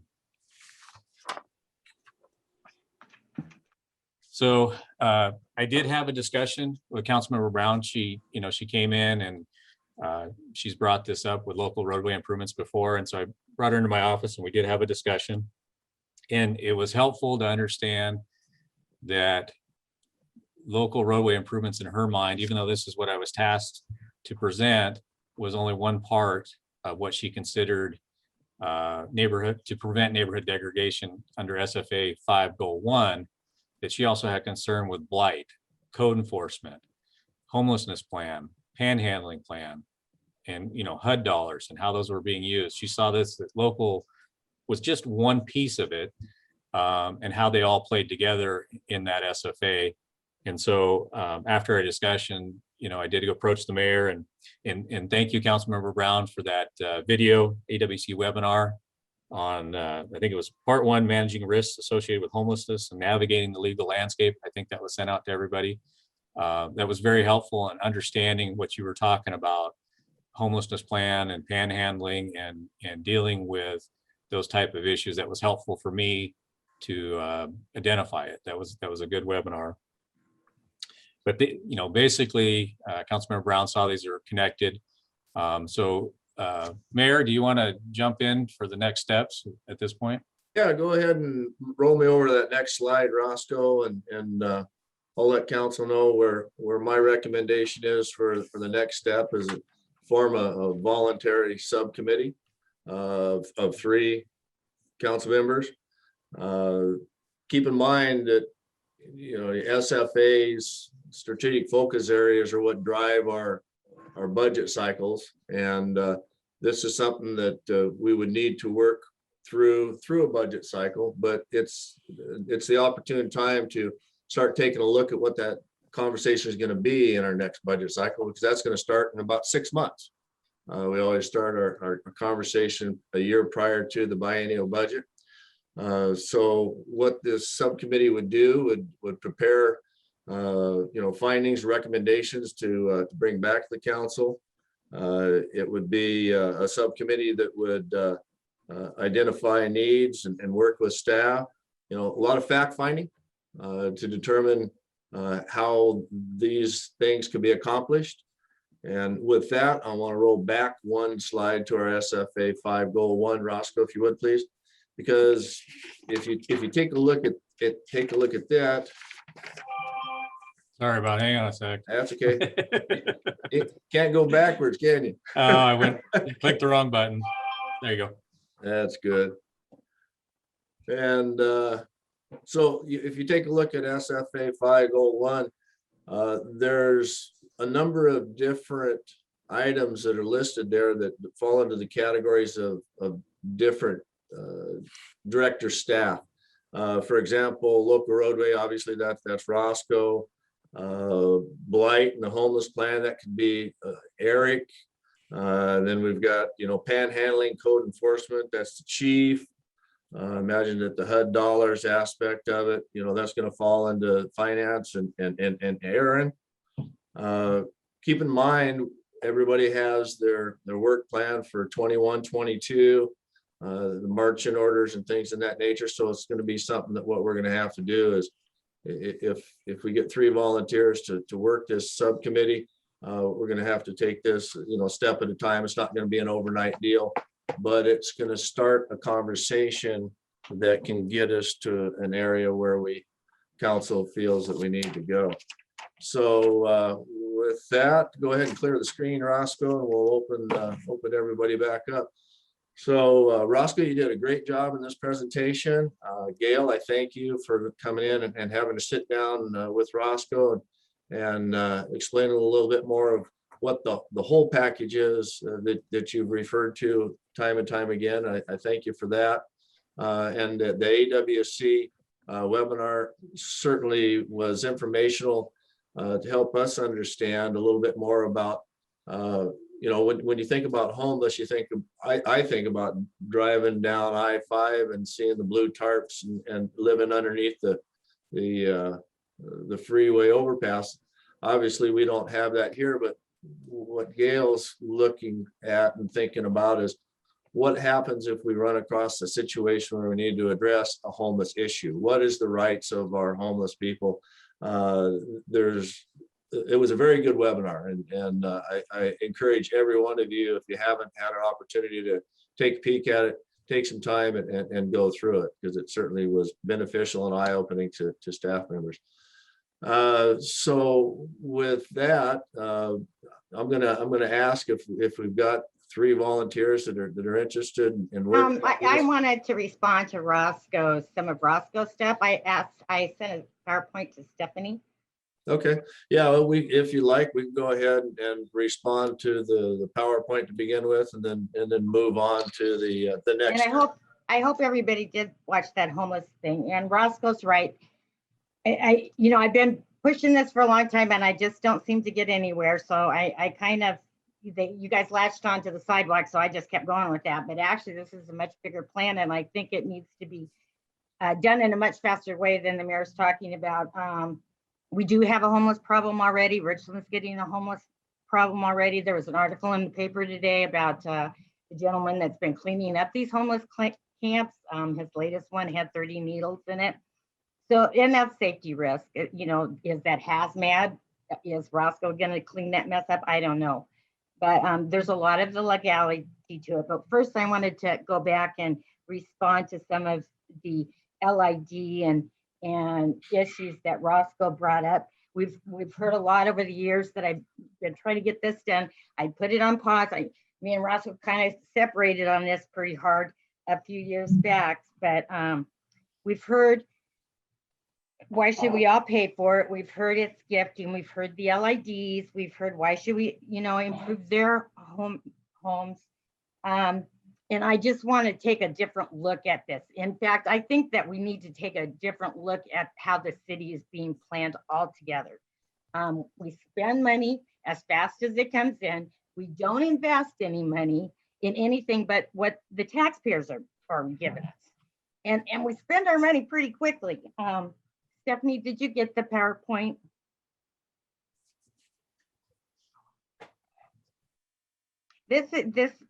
I took these from an article. This is a nonprofit that has been studying some of this for years. They have many, many articles. There's several articles. I've been studying this for a couple of years now. This one is a couple of years old, but it's short, it's to the point. So I pulled this up. I just snapped some stuff over this afternoon, so it's probably not as fancy as some of yours are. So the first thing is where our money really goes. And the study analyzed and then mapped out the city's revenue and I went to the wrong screen. This is from an article, and I highly plagiarized this article. So I can send you the articles in person. But this was from a very strong comprehensive study of Lafayette, Louisiana, a large city but a regular American town. It shows why our city has no money. It had an enormous large backload of infrastructure maintenance. At current spending rates, roads are going faster than they could be repaired with aggressive tax increases, and failure could be slowed but not reversed. The answer, will we grow out of this problem? And that's kind of how people thought. The more you grow, the more money you'll get, you'll eventually grow out of it. There's no way to grow out of it. The study analyzed and then mapped out all of the city's revenue and expenses, a comprehensive geographic analysis. When finished, there was three-dimensional map showing what parts of the city generated more revenue. In business terms, that would be called profit and second loss. Below is a map showing green for profit and red equals loss. The higher the blocks, the more revenue or loss. Below is what the map showed. Did the map not come through? Shoot, that was what I really wanted to show too. In the middle of this map, and it was the older section of town, was green. On the outside was red. And there was bigger red and there was bigger green. I'll come back to that though. When they looked at what their backlog was and so forth, what their infrastructure was, it was $32 billion. Then they added up the private wealth that it was serving, and it was only $16 billion. The median household, and these numbers are not going to be our numbers, but they're going to be similar. The cost, the median house was $150,000. A current family would pay about $1,500 per year in taxes to local government, of which 10%, $150 would go to maintenance and infrastructure. More paid to the schools and regional government. A fraction of the $150 is spent on actual payment. Roscoe discussed that. We all know this. To maintain the roads and drainage of roads already built, the family would have to have their taxes increased by $3,300 per year. This is assuming that no new roads are built. So by the time they get down here and we're putting all these new roads and everything in, you're going to have to up these guys' taxes to $9,000. And this isn't counting all the pipe and so forth, sewer. This is just more of the streets. This is a typical scenario of a city. This isn't just us. This is how we're growing. Through combination of federal incentives, state programs, private capital, cities have rapidly grown horizontally, giving us much more structure to take care of. This provided the local government with immediate revenues that came from the new growth, permit fees, utility fees, property tax increases, sales tax, and the maintenance of new infrastructure. The money comes in handy in the present, while the future is well behind us. Cities could make promises that they could not maintain the roads. Even if there was enough money to fix all, and there isn't, it would be foolish to spend all that money unproductively. All this infrastructure is a bad investment, and what it needed is a different model of growth, development. Poor neighborhoods make the best investments. An invest is a handful of very large entities. Each comes with a lot of hype, yet underperformance, they lose money. Has a track record of failure and decline over time. Option B invites an expensive portfolio of hundreds, thousands of small or mid-sized entities. No hype, while collectively they have a consistent track record of success. Individual entities which may be a spectacular boom or a fatal failure. B looks better. Some investment may not succeed, but overall it should produce. The map from earlier showed where the city was profitable and where it wasn't. The profitable places were the older neighborhoods, because there is not much.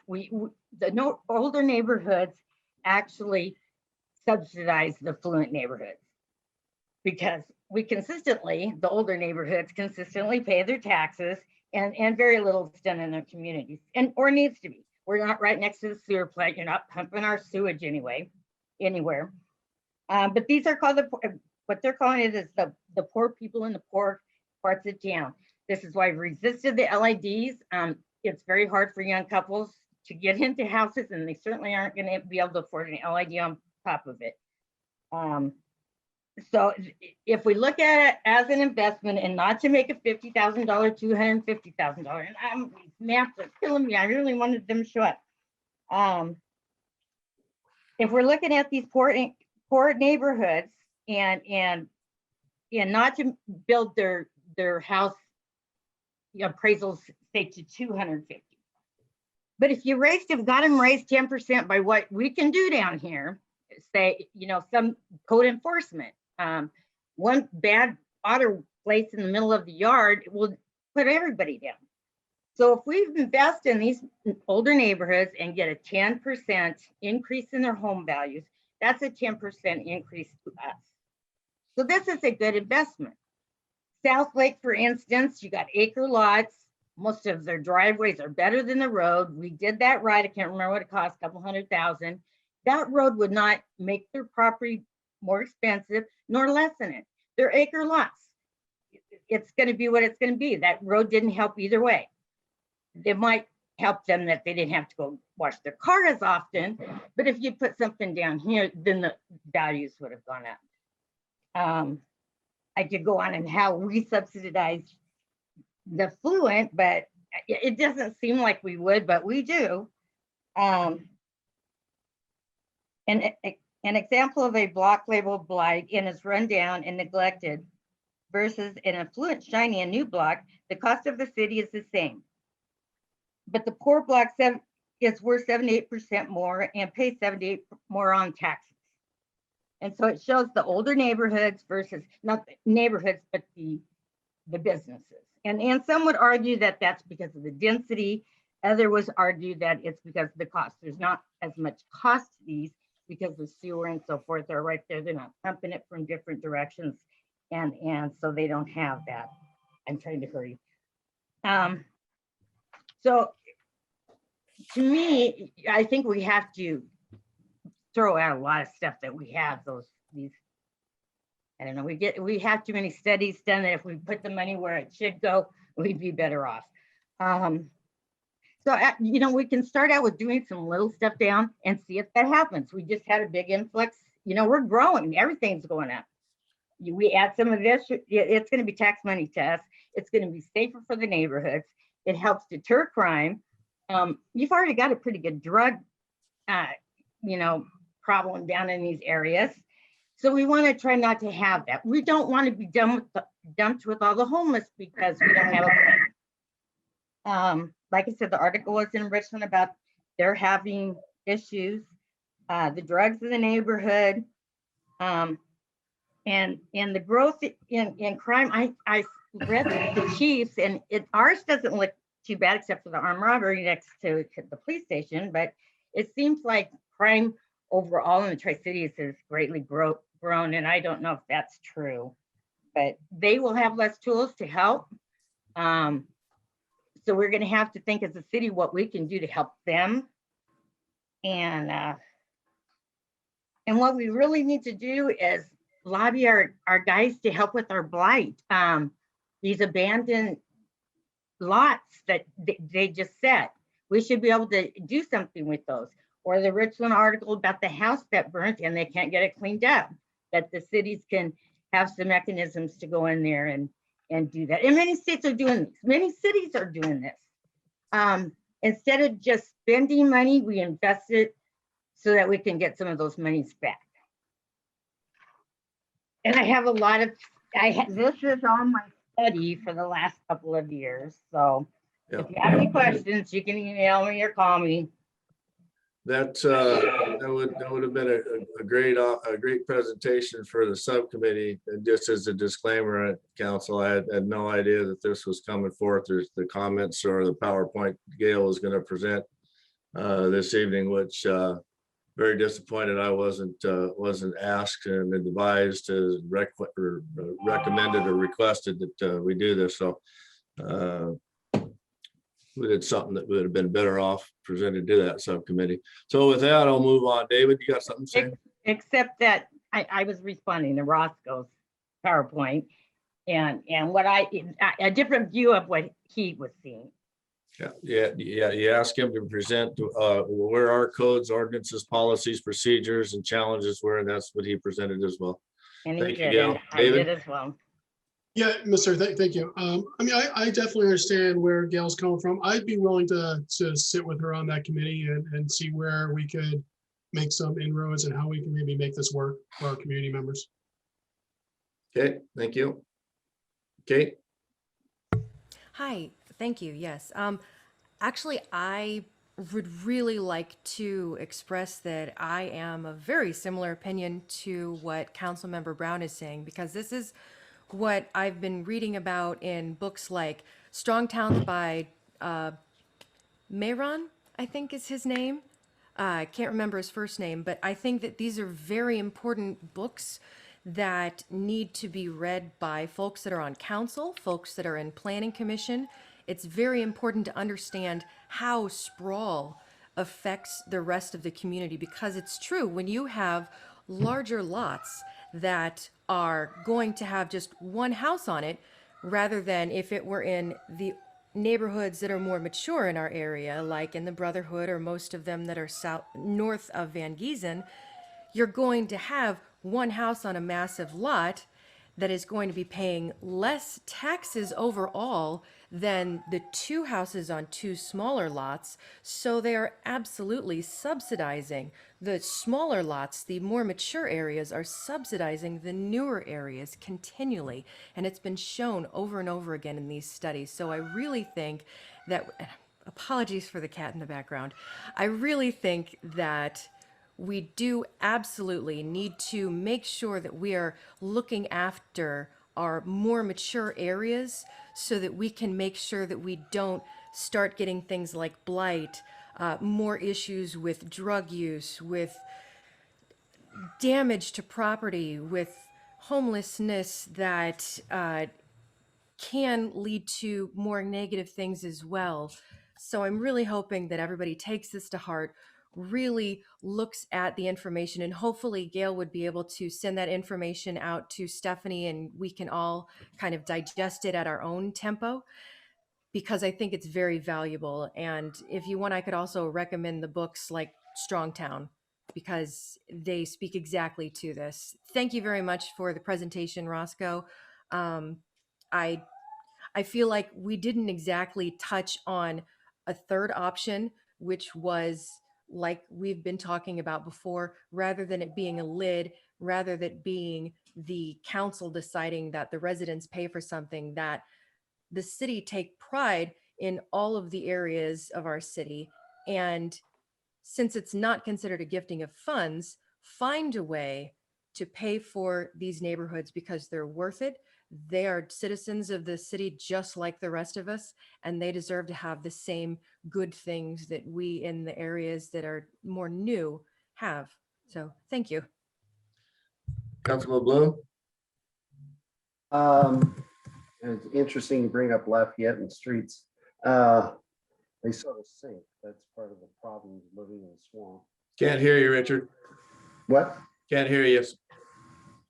Can you hear me now, or? There you go, right there. Don't move. Okay. I said, bringing up Lafayette for the streets, the problem of living in a swamp, they sort of disappear. Quickly. They sink So do away. these. What? So do these. But the reality comes down to is raising property taxes of existing property because of the levy limitations that we have. We won't get any more levy out of that property. Actually, our overall levy will go down, which means new growth will get less. The only thing we would benefit from is REIT tax, which can go into the streets when the property gets sold. I'm not opposed to that type of situation, but what I would suggest is, I know a lot of areas struggle with this and go for a share approach for, improvements, and that might be something that we can look at, because especially if the property is not owner occupied, it is benefiting someone else. And that would upgrade the neighborhoods. But I know some areas do a 50-50 split type of approach on LIDs, but I just throw that out. Thank you, Richard. Councilman Smart. Yes, Mayor, Council, Roscoe, thanks for that presentation. That really covered the bases, and I think it's a clear description of how the various approaches can be taken for this issue. I think it answers a question that's been raised several times. I have to take a little bit of have to counter a little bit the first part of what Ms. Moran mentioned about larger lots not paying their fair share. I don't know about you, Kate, but I guarantee you I'm paying more than my fair share for my 2.5 acre parcel in Section 6. I pay more for my property tax now than I've ever paid for my mortgage. I can look on the county map and look at the tax rolls. I pay, upwards of 3 to 5 times what your average house down there in those sections and streets that we were looking at on Roscoe's presentation. No, I mean, the taxes are proportional to the size of the property. And plus, all I get is city services. I get water. I don't get sewer service. I get police service, but they don't patrol the road because it's a private road, not a public road. I mean, they'll respond, thank you, chief, if I call, but it's not a patrolled road. So in West Richland, at least, I would say that the larger properties are not a loss to the system. And in fact, it's quite the opposite. I would guarantee that we are subsidizing many of the smaller properties in town. And that's just the way it is here. I don't know about Lafayette. And I do see Charles Marrow's book, and I looked it up, and I see the map that Gail wanted to present. And it's interesting, but I really think that we need to look at West Richland. And in West Richland, everybody that has a sidewalk has paid for it. They've paid for it. Everybody that has a road has paid for it. And I don't know another answer that's fair. I personally would have a hard time going to any of my neighbors and asking them to pay for somebody else's pavement. It's not a minor expense. One thing, Roscoe, that would help me a little bit is to know, give us an idea, what would it cost to do one parcel worth of, pavement, gutter, and sidewalk on a 40-foot right-of-way today, so that we can get an idea of how much money we're talking about asking the rest of the community to potentially fund just out of the goodness of our hearts for somebody else's land improvement, so that they can sell their house for an extra $50,000 or $100,000 next year versus what they could sell it for today. Because that's really what it boils down to. This is might not be gifting, but it's definitely paying for somebody else's property improvements. And frankly, Mr. Smart, who is paying for your water issue up there? John has the floor, Gail. Yes, I just wanted to make a final comment that I would like to spend my dollars on my family. And I'm taxed enough, way more than enough. So that's my view on this, and I believe it's the view of several large percentages of our population. I appreciate the floor, and those are my comments. Thank you. Thank you. So what my suggestions are going to be is a subcommittee. Sounds like we've got 3 volunteers for that. And as I mentioned, this is not something that's going to happen overnight. This is something that SFAs and goals and objectives and direction the council recommends for funding occurs in a budget cycle. We're in our biennial budget right now. It's almost 4 months into it. of a 2-year budget. So this is going to be a work in progress. What I'll do is we'll have these 3 individuals on this subcommittee. We'll have staff get together with them and take a look and see what our next steps would be in regards to the process in which we'll go through to come up with the recommendations for the next budget cycle that comes forth to council. Kate, you had one more item and then we're going to move on. Yes, thank you. I felt like it had to be answered. So, Councilmember Smart, you have 2 acres, correct? 2.5. 2.5. Okay, so what is the size of a lot in the Brotherhood? 1/4 acre? Roughly, they probably have about a 50-foot frontage. Okay, so let's just estimate approximately 1/4 of an acre for a lot. So that is 8, 10 houses. Vice, you're 1 on that same land. So you're saying that you pay 3 times, but that area in the Brotherhood would pay 10 times just one of their houses. So I think that your math is hang on, I got the floor. I have the floor, please. So we have to make sure that the math is accurate rather than just saying that somebody like you or myself with the larger lots pays 2 or 3 or even 4 times. We also have to look at how many houses are going to be on that same amount of property. So it is absolutely correct. And they have study after study showing that these smaller areas, the more mature areas that have been there for a while, the more established areas subsidize, as a matter of fact, the newer areas and the larger lot areas, because there is far more road for your land and for my land than for the small little bit in front of the Brotherhood. And the road is something that city's paying for. And in the end, the city gets revenue from our taxes. Well, David lives on a big lot too, so maybe that'll be a part of discussion and debate amongst the subcommittee. So we're going to go ahead and roll on off of this right now. And I'll talk to Kate offline. Yeah, that'd be fine. Perfect. Okay, so subcommittee we'll get back to you with our next steps when we're going to get together and have further discussion. Okay, so with that, council, we're going to go ahead and move on to new business this evening. And if you'll take a look at Eric's staff report for the Formac lease agreement, the proposed Formac lease agreement, you'll note that there's an exceptionally large number of attachments that are included in this document.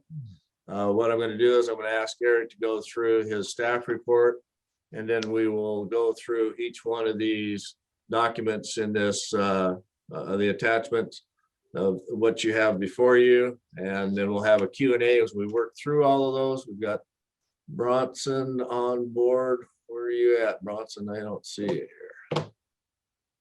There he is. Okay. We also have present this evening, we have Eric Van Winkle of the Friends of Red Mountain Event Center, as well as Greg Walden, have joined us this evening at a particular any point in time in which council deems it necessity to ask questions, get answers from them. I'm more than happy to do so. So with that, we're going to start off with Eric and his staff report, and then we'll move on down through the attachments and discussions. Eric. Thank you, Mr. Mayor, members of the council. Before you is a review of a lease agreement with the Friends of Red Mountain Event Center. The Friends of the Red Mountain Event Center, I'm going to paraphrase that down to Formac, so I don't have to stumble over that every time I say it. Formac approached us last year and requested an opportunity to lease this land from us. And so we've been working with them, discussing some of the details with them. Included in the packet this evening is the draft real estate lease agreement, as well as a broker's opinion, an approved conditional use permit. They've already come in and applied just to make sure that they could do this use on the property and the things that they wanted to do.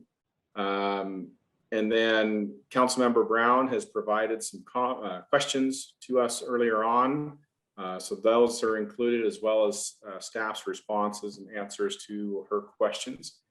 There's also the Formac business plan, the Formac project list, as far as what their plans are and the projects that they want to do to the site.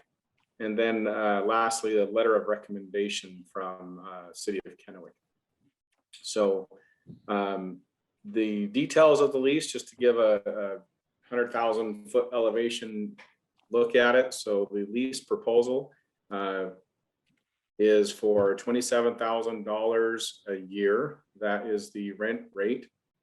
They would also be paying an additional amount of 12.84% annually for the leasehold excise tax.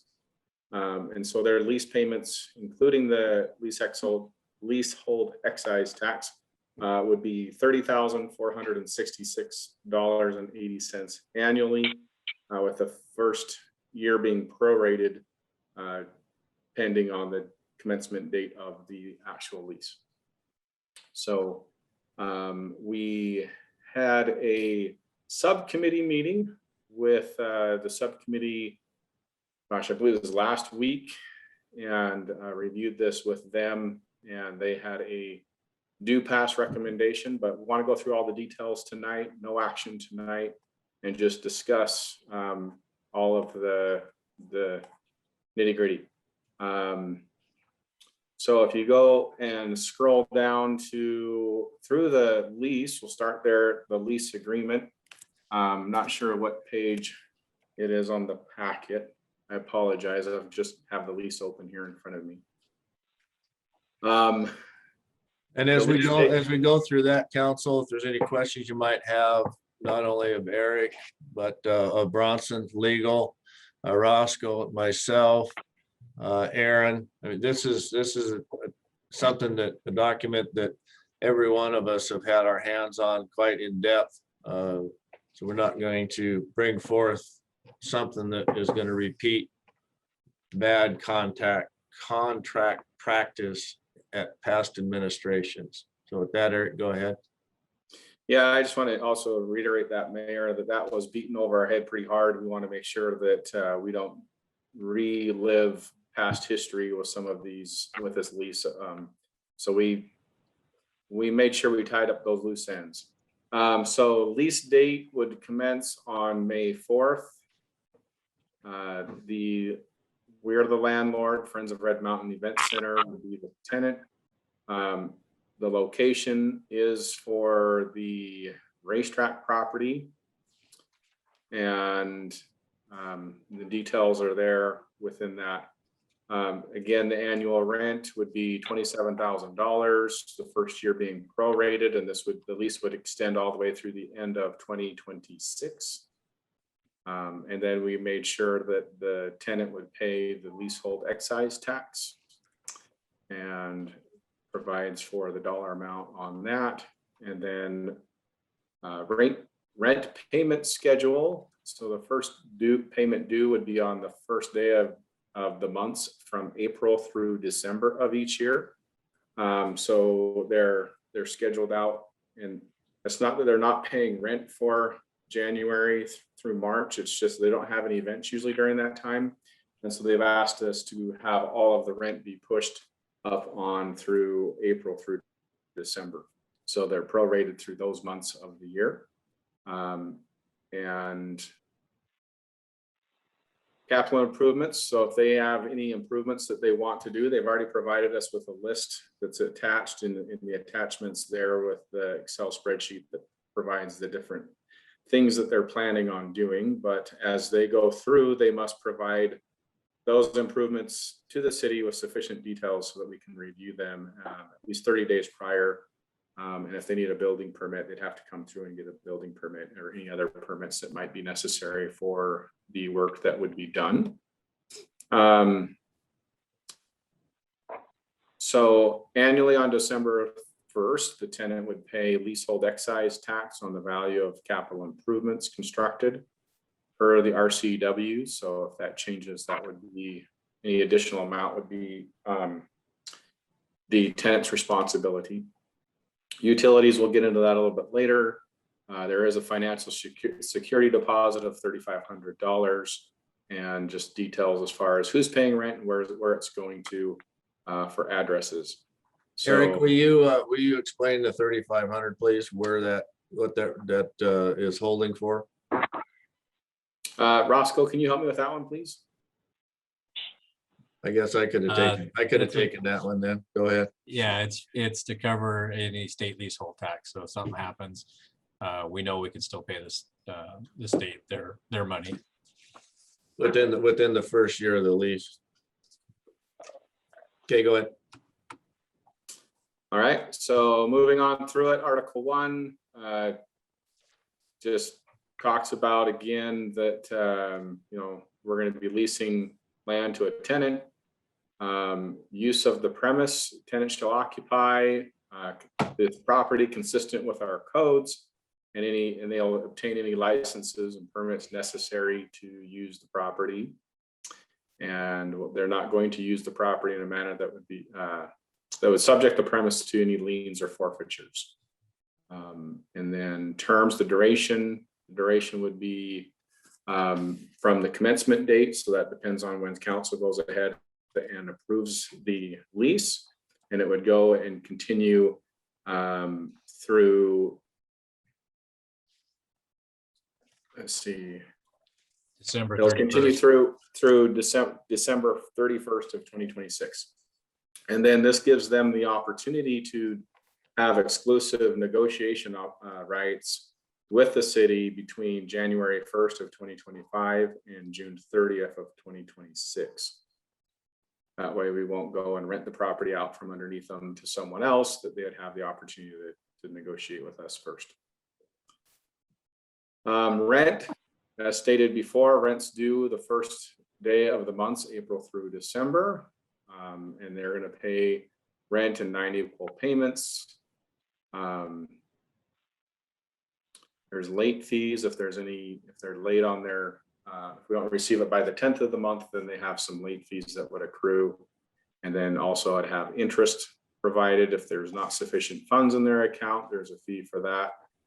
Typical lease agreement things there. Financial security. So they're agreeing that they're going to secure the performance of the rental portion of the lease by providing the following for at least a year.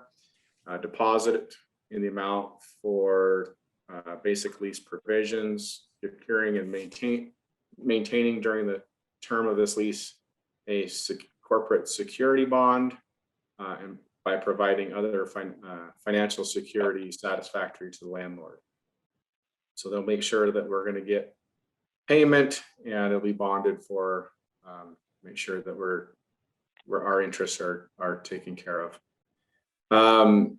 Article 6, property taxes. Any property taxes that need to be paid would be the responsibility of the landlord. The nice thing is that we don't pay property taxes, so that covers that covers our costs. Personal property tax, the tenant would be required for any personal property tax due. And then any additional taxes or assessments, the tenant would be responsible for those. Utilities. So the tenant's responsible for paying all utilities and services at the property. The city will not be responsible for those, and we'll make, they'll be the ones responsible for that. Eric, just a second, please. I see Councilman Bloom had his hand up. It just came down. Did you have a question? Yeah, well, the 6.1, the property tax. I can see portable buildings being brought in as part of this effort. Would they be? That's personal property tax. It'd be a structure owned by or something owned by Formac, not. Well, I'm looking at, right, but I'm looking at any building or structure that permanently attached to the real property. Bronson? You want to weigh in on that? Yeah, so if whatever property taxes will be assessed, landlord pays those. But as Eric mentioned, since we're a city, we are exempt from pretty much all property taxes. And so we're not. Well, Any improvements made by Farm Act become property of the city of West Richland, therefore we're exempt from the property tax. well, typically mobile homes are taxed separately and they can maintain.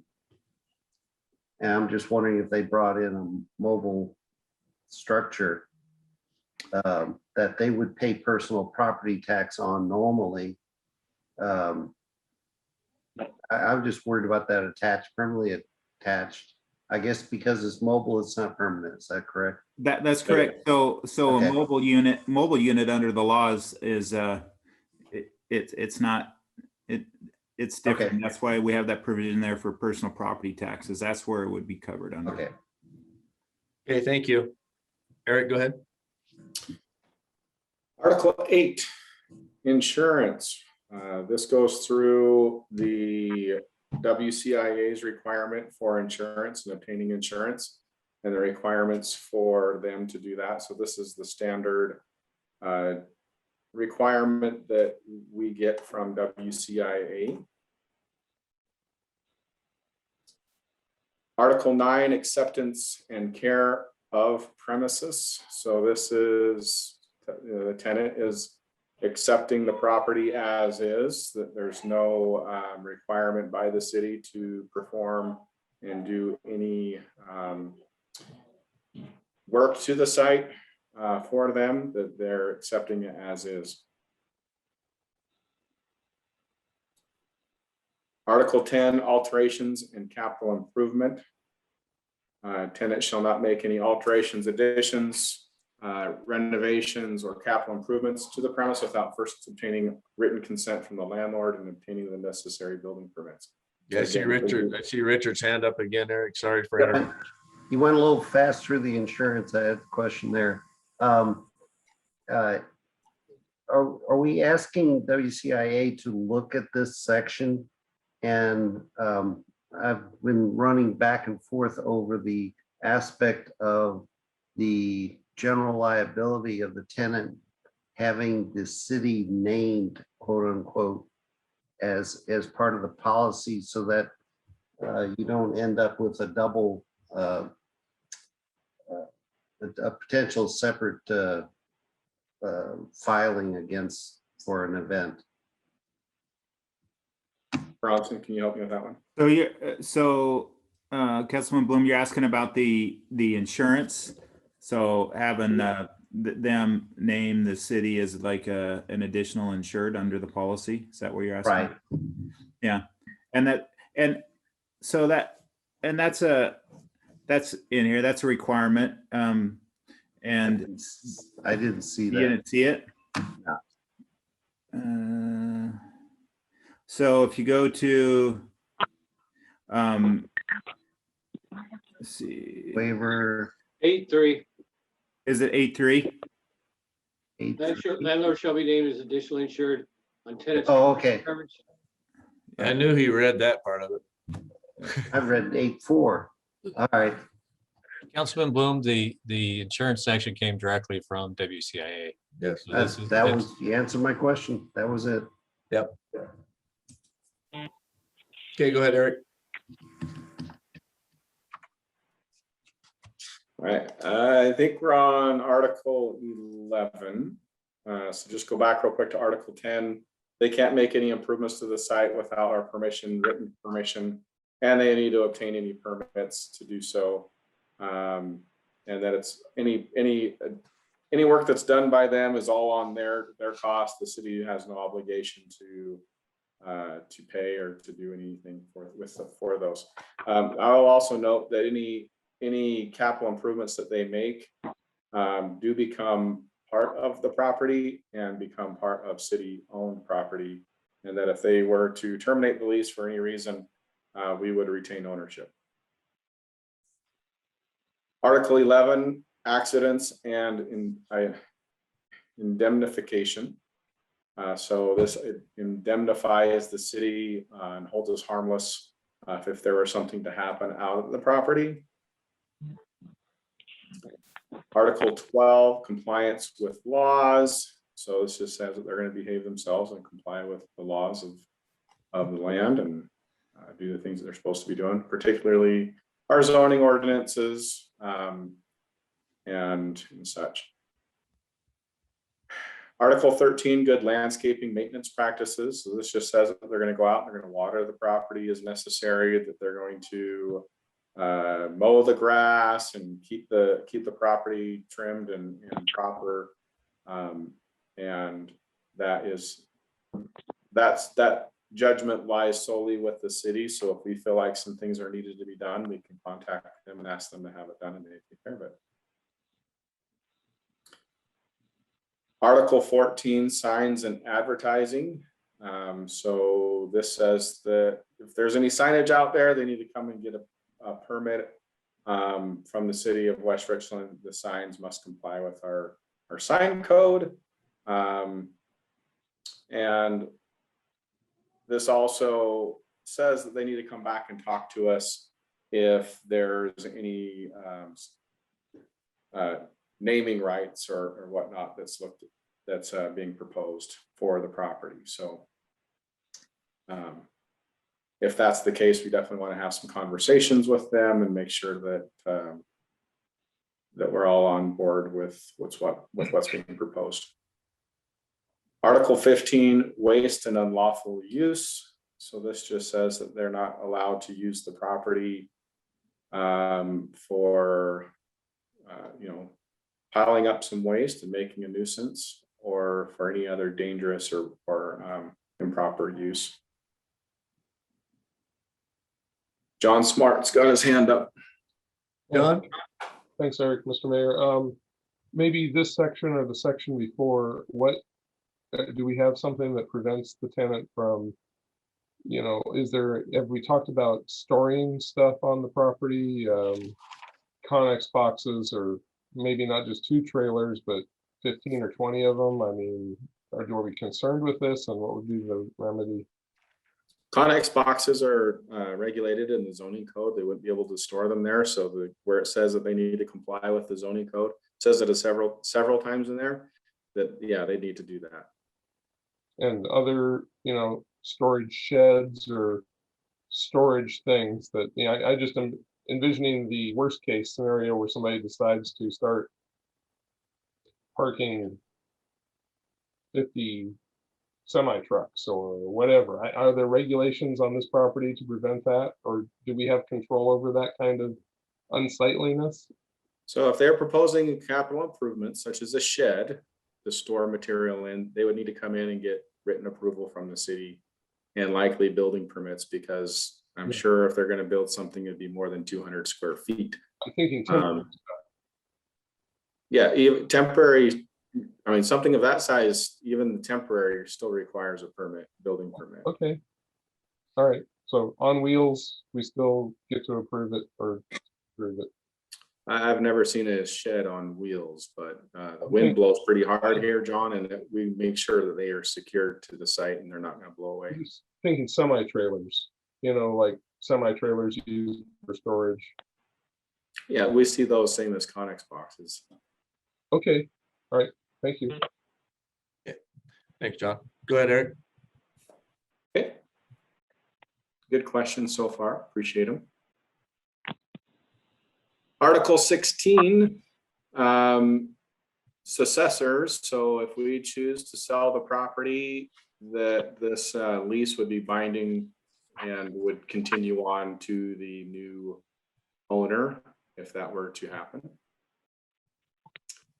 Article 7. Do you have your hand up again? Smart. No, sorry, I'll lower it. Okay. Okay. Article 17, hazardous materials, just says that they are not allowed to dispose or otherwise release hazardous materials on site, and that they're responsible for any such activity if it were to happen. Gail, you have your hand up? Just on that one successor statement. That was one that really caused us a lot of trouble before. That it just automatically went to somebody else. And Bronson, you probably remember. So I'm just making that statement. I know that was a big headache. Yeah, this is, when we bought the property from the Port of Kennewick, we also assumed the lease of Alexander's as well as the Sages Sand Sports Car Club. It's common language and lease agreement. So thank you for your comment. Okay, Eric, go ahead. Okay. Article 18, assignment and subletting. So the tenant's not allowed to transfer, dispose, assign, mortgage, or hypothecate this lease. I just wanted to say hypothecate in whole or in part without the prior written consent of the landlord. So they're not able to go ahead and lease the land out without having written consent. And then any agreement that they have to rent out the facility, they're still under the same requirements to comply with Title 17 and their conditional use permit.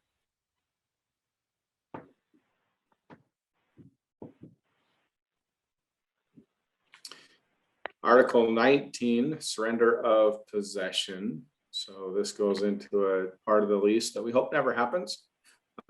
So at the expiration of the tenancy created hereunder, whether the lapse of time or otherwise, tenant shall surrender the premise and capital improvements in substantially the same condition as when tenant first took possession and in good condition and repair. So this, when the contract's over, it would come back to us. Removal of property. So if they have any personal property on the site, they need to come and get it if that were the case and remove it. If they don't, there's some ability for us to remove it. 19.3, holding over. So if they choose to hang out and not leave the property after the termination of the lease, there's some additional charges and costs associated with doing that. Article 20, notices. So this goes into how they're noticed. So we would send personal service overnight via UPS or FedEx, and registered certified first class mail, return receipt requested. So any notification that needs to be done, legal notification that would be done in those methods. Article 21, liens and encumbrances. So this says that the tenant's going to make sure that there are not any liens or encumbrances on the property, and that if there are, that would be breach of contract. Article 22, termination right. Landlord's termination right gives us the opportunity in how we would go about terminating the lease. And then there's a tenant's termination right, which gives them the ability to terminate with a 90-day written notice to the landlord. Article 23, default. This goes through some of the default and how that would occur, and then some remedies. As far as how we could work with them or they could work with us to remedy the situation. And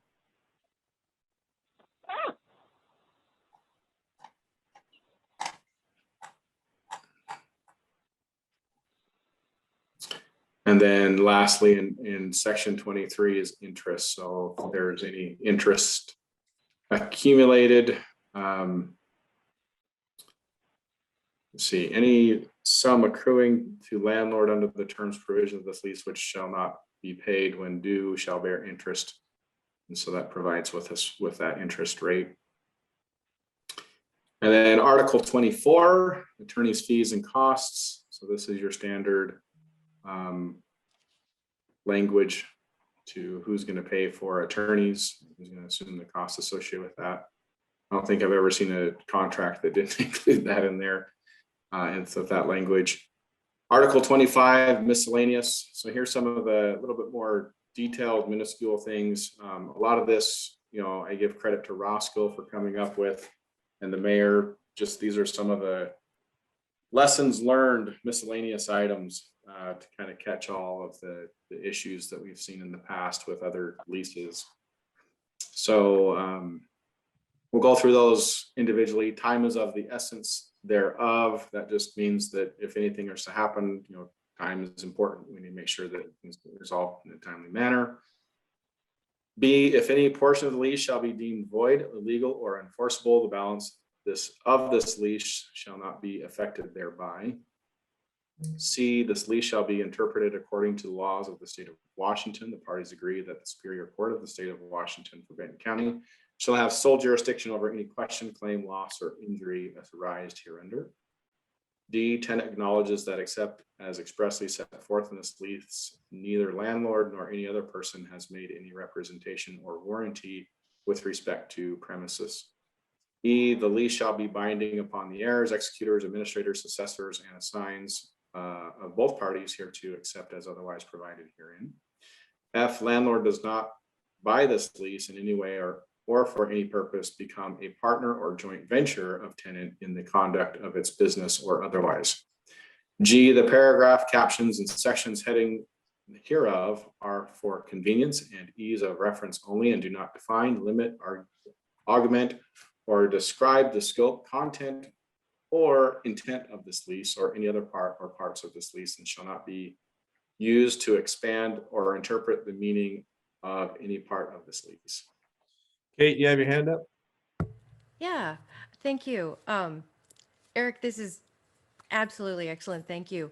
I'm wondering though, do we need to read through all of the letters in this section, or would we be able to just go to any questions? If you want to, I really feel like I should Uber you a coffee.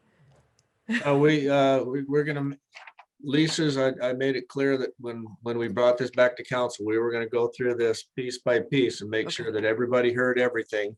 Okay. So we didn't get one of those, well, I didn't see that there when I agreed to this, so. Okay, sounds good. If you need a second to go get a coffee, go ahead and click your video off or No, let the dog out or the we can cat. continue. Let's Okay, keep going. perfect. Thank Let's you. All right, keep go rolling. ahead. Thank you, Kate. Appreciate it though.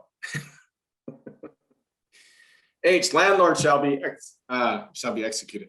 The landlord shall be excused for the period of any delay in the performance of any obligations hereunder when prevented from so doing by cause or causes beyond landlord's control, including labor disputes, civil commotion, war, governmental regulations or controls, fire or other casualty, inability to obtain any material or service or acts of God.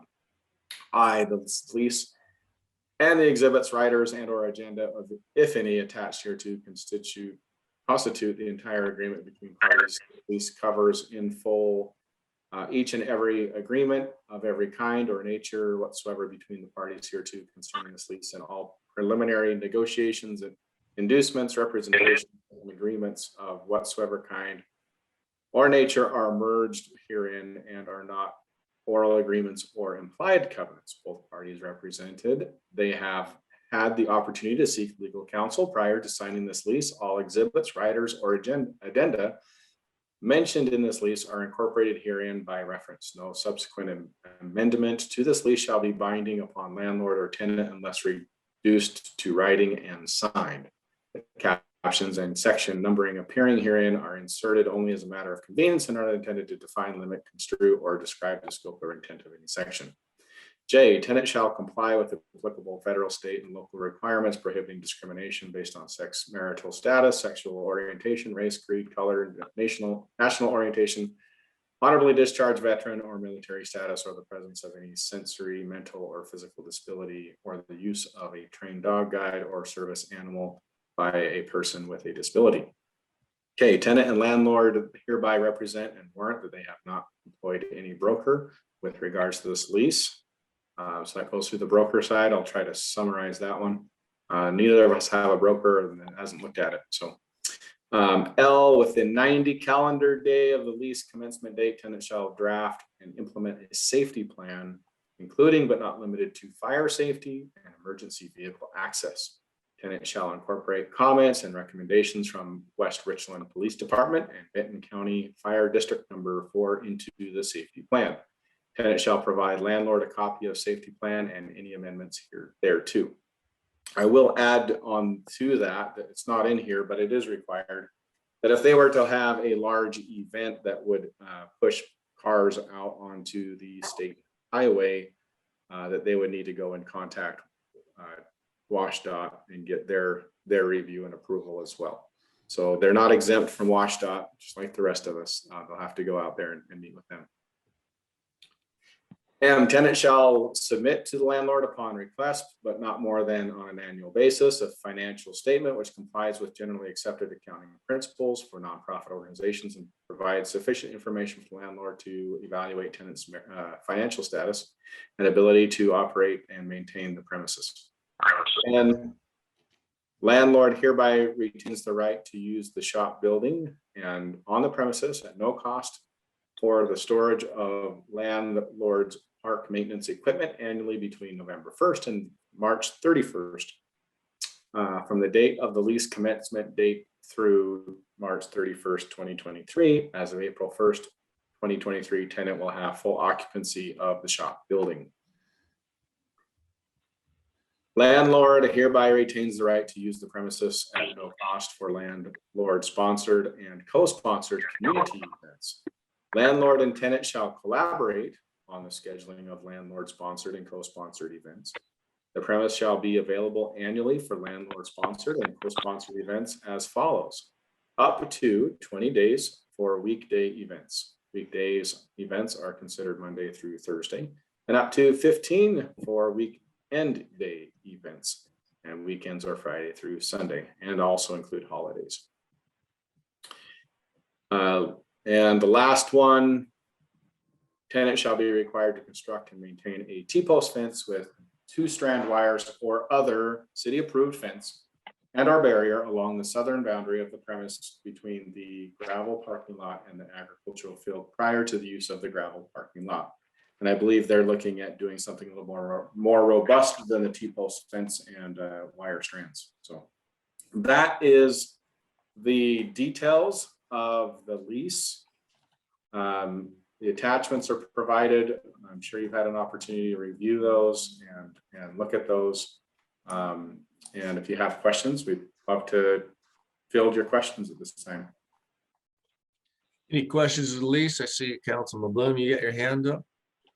Yeah, I'm not sure when I went through all that I saw it clear as to who will maintain the buildings.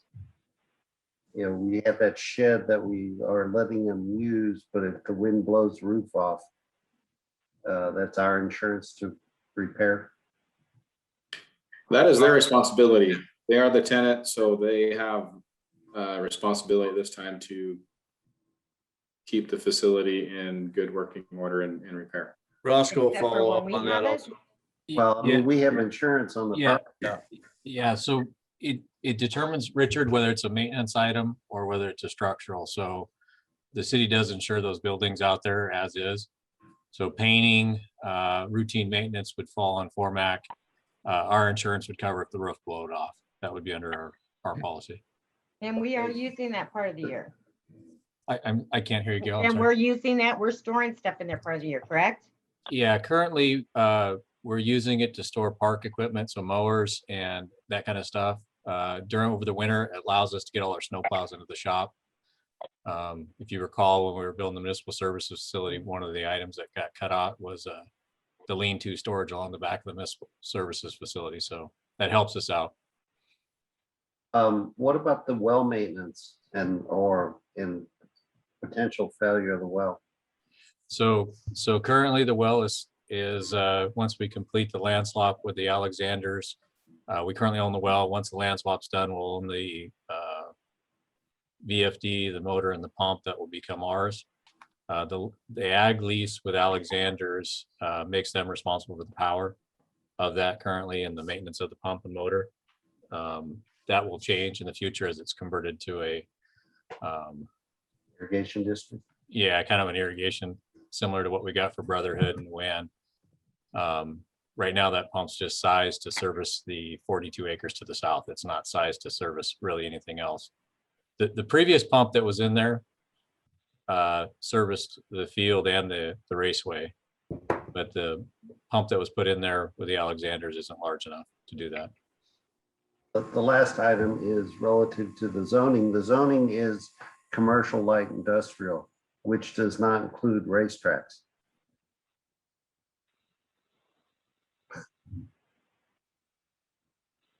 Did my computer freeze at that time? No, You covered in your conditional it's use. covered under 1751-030, which is the commercial light industrial district under the conditional uses. Subsection S is. Well, I'm looking at the automobile, matrix. Motorcycle, horse and dog racetracks. I'm looking at the matrix. I don't see it. It's in there. I made sure it was in there. Okay. But they've already obtained their conditional use permit, Richard, that's attached, and you can review that. That includes that as a use, as well as carnivals and fairs, amusement parks, festivals, and things of that nature. Right, it is commercial light industrial, correct? Yes, it is. Go back and look again. That's my last question. Okay, John? Yeah, so on that, I'm actually looking at the conditional use permit that's attached. And my concerns have really always been and still are the noise, the lights, and then I'm gonna add one, which is the possibility of like blowing trash. Because these are the things that will impact the local residents around the area.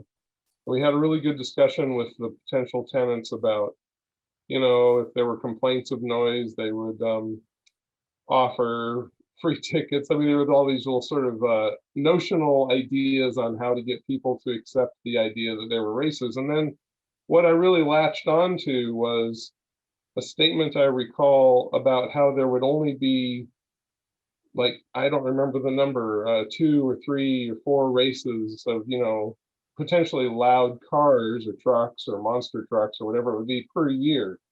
And then we wouldn't, and so what I'm asking is, in this, maybe you can help me out, Eric, is there something in this contract? And I think I might have missed it because I was reading while you were talking, I'm sorry, about the number of what I would consider, you know, obviously potentially loud events that are going to be allowed, so that we don't have a situation where, you know, 3 years from now, they're having a race every Friday and Saturday night that's maybe disturbing to our residents. And then I'll just add to that this conditional permit indicates that noise impacts associated with the proposed raceway and event center will primarily be from races and events.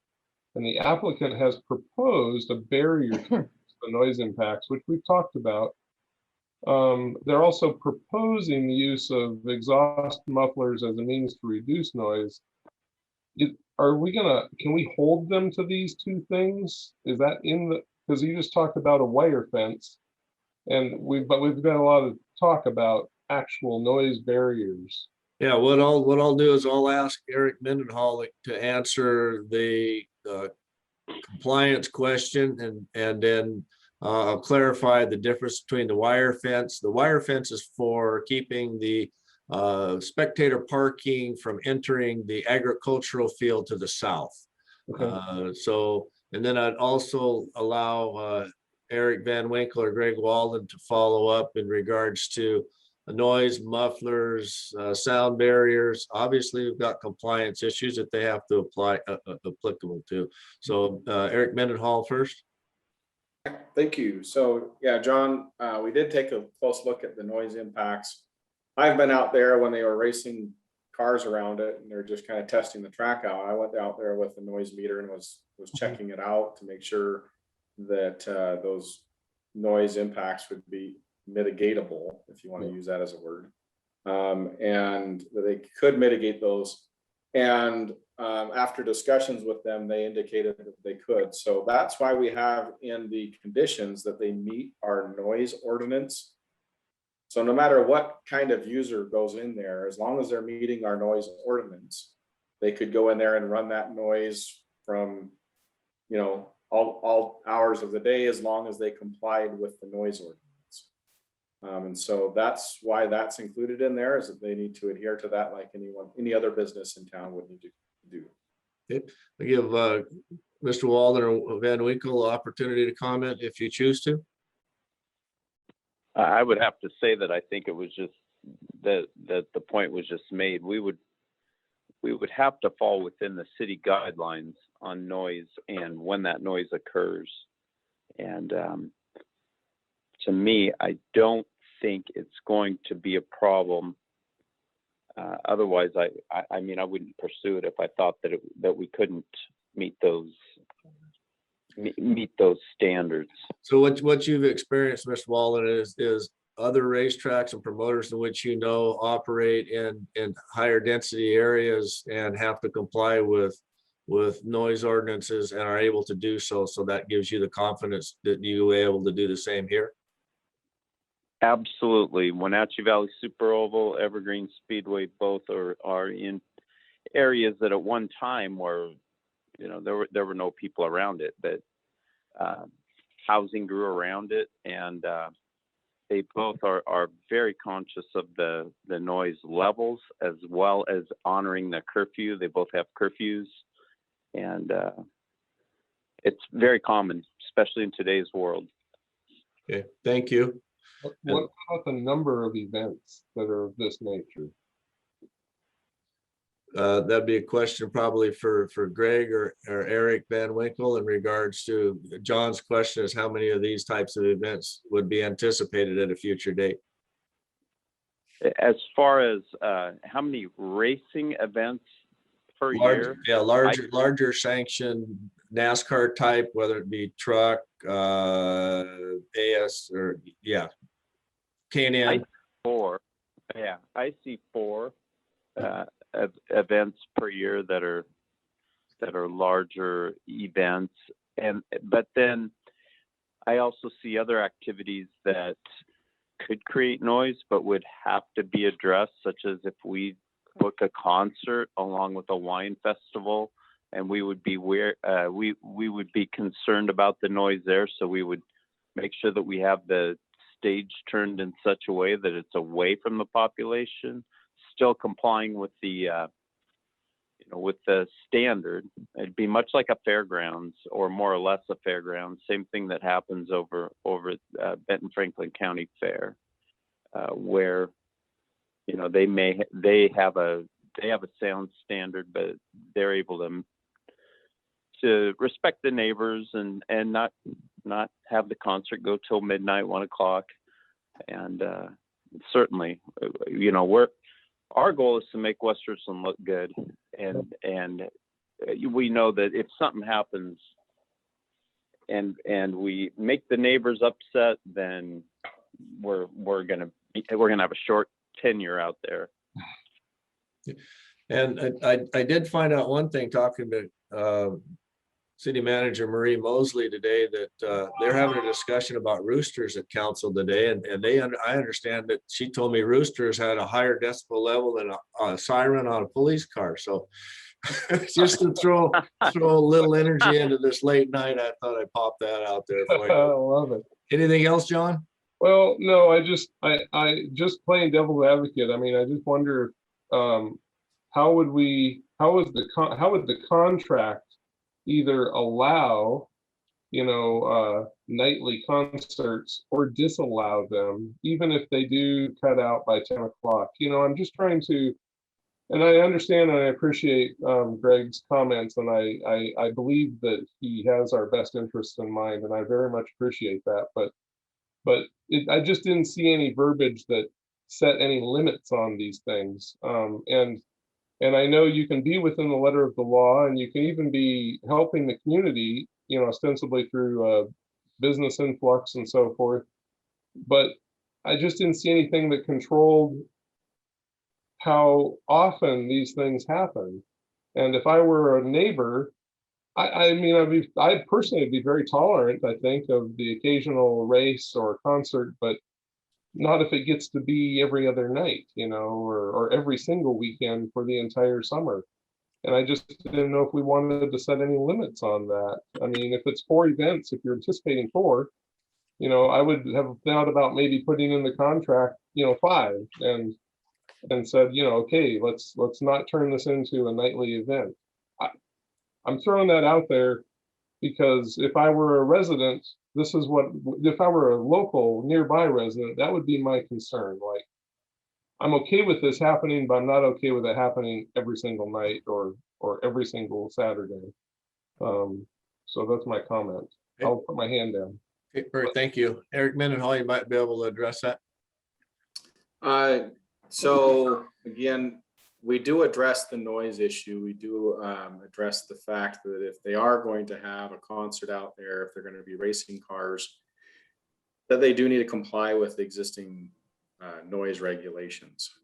And you're right, some of these noises you're going to be able to, they carry out throughout the ambient air and continue to, some people will be able to hear the races a mile away from the racetrack.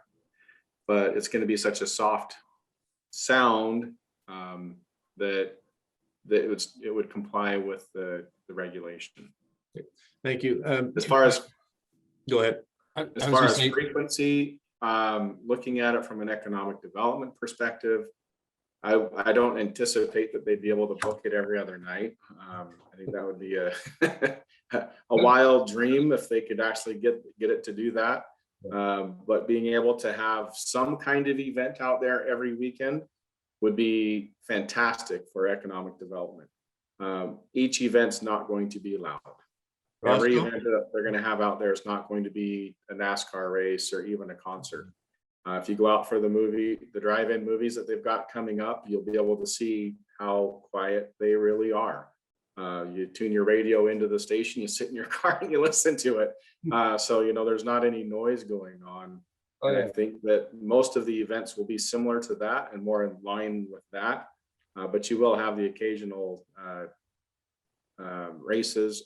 I wouldn't want to limit that just because, again, if it's bringing a lot of people into the community, if we can get 6 or 7 of those a year, that might not be a bad thing. And I'd hate to have to bring at least back to the council to have a discussion to modify that one thing. Right. Roscoe? So John, just to be clear, whatever's allowed in the CLI zoning is allowed on the property. And whatever is in the conditional use permit is allowed, and that's gone through the public process. So it doesn't limit it, just like your private property. What's allowed in the RL 40 is allowed on your property with no limitations. So the lease follows that same thing. What's allowed in the zoning is allowed out there. The conditional use permit mitigates some of those noise and other things on there, but it doesn't limit the number. Just to be clear, just want to make sure that. And just to be clear, I'm only bringing this up for council's benefit to consider before we sign the lease. Okay. Yeah, understood. And, I mean, if I were writing it, I probably would have put a limit. It would have been a high limit, but there would have been a limit. But I'm on the extreme on one side, it sounds like, from the silence of the other council members. And others of you, like Eric saying, you'd love to have as many events as you can get because it's going to bring in cash. And I understand that too. So if there are no other comments, I'm good with it. It's not a deal killer, but I just wanted to bring it to people's attention that it could be an issue if we didn't have a limit in the contract. And since we're on the conditional use permit discussion, we also reached out to the county members of the population out there also. And we did not receive any comments back from anybody in regards to the conditional use permit, the public process. The property was posted pending action, the full 9 yards. So we went above and beyond to make sure that we had public input if they chose to do so. 2 thumbs up. You bet. I'm making sure of that. Okay, Mr. Bloom. Well, if you look at my background, it's our table. And get out the way, that bottom line there is automobile racing and its dashes all the way across.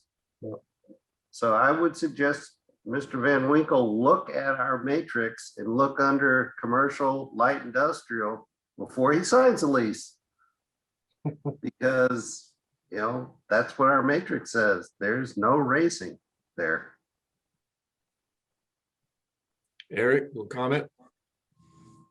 Well, I'm gonna take a double check into that and make sure that I didn't booger something up, but That was, There. I was under the impression that was taken care of also.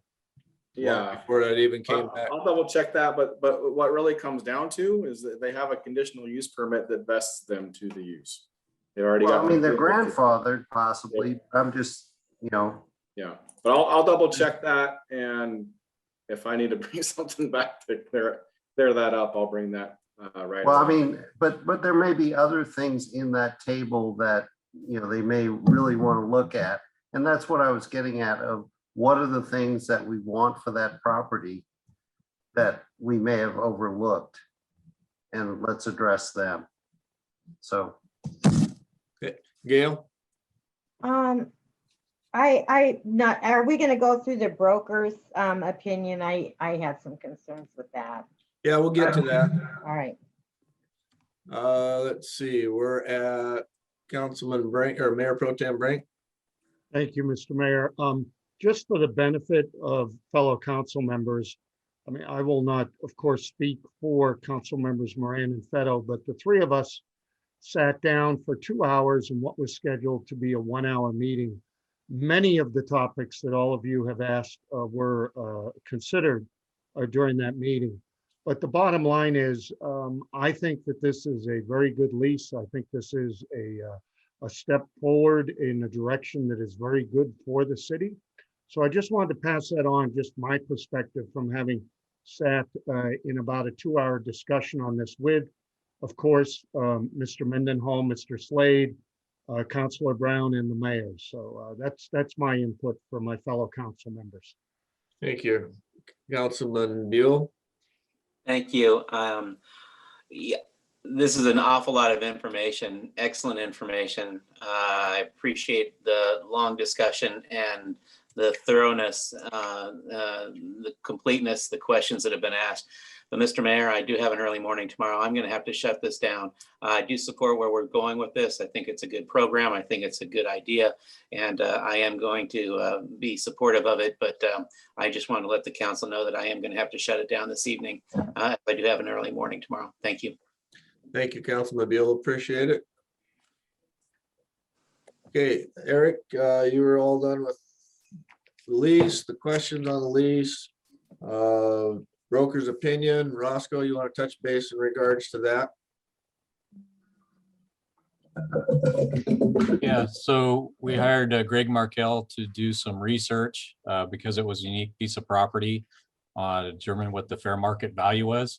And he looked at, I don't know, the 6 or 7 raceways that are in the Northwest, talked with their owners to do comparables.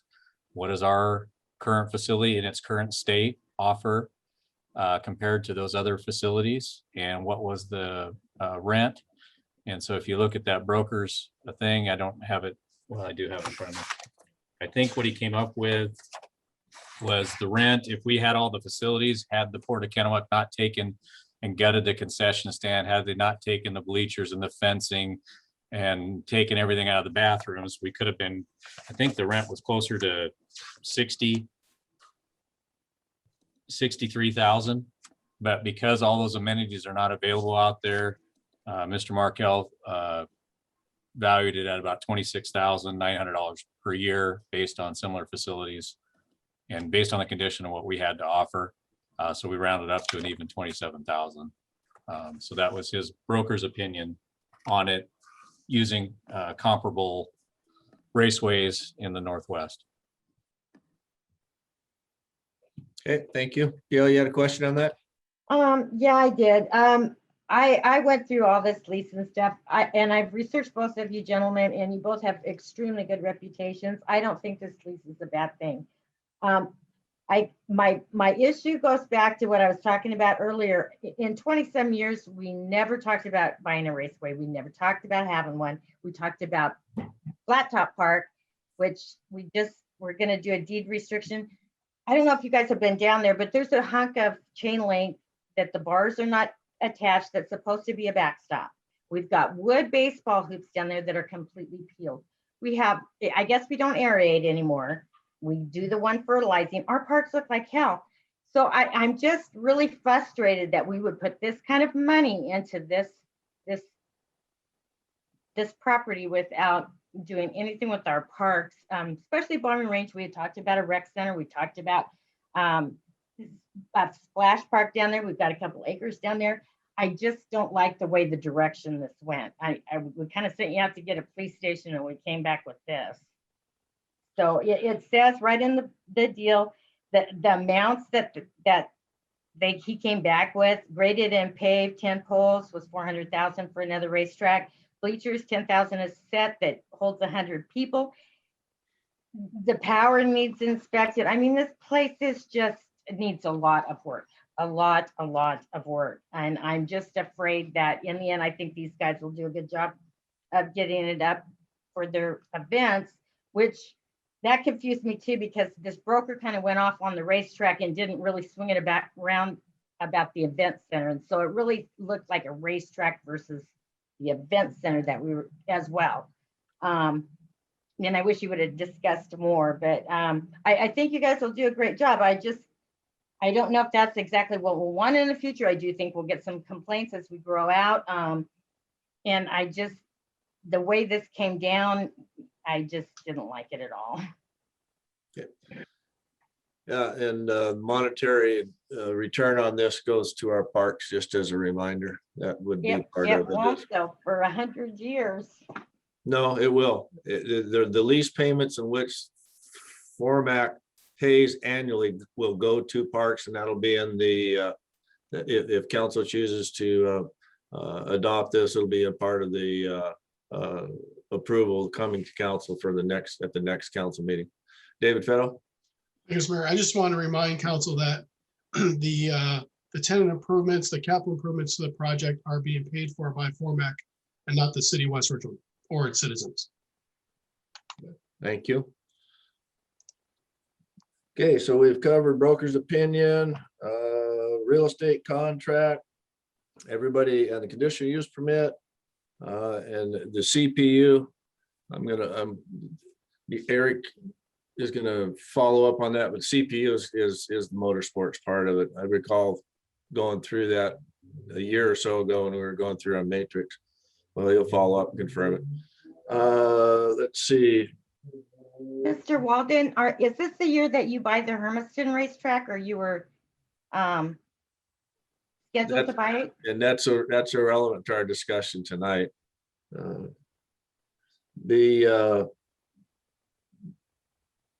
Gail's questions, we spent some time answering all of Gail's questions. You had them in front of you. Does anybody have any questions in regards to Gail's questions and answers from staff?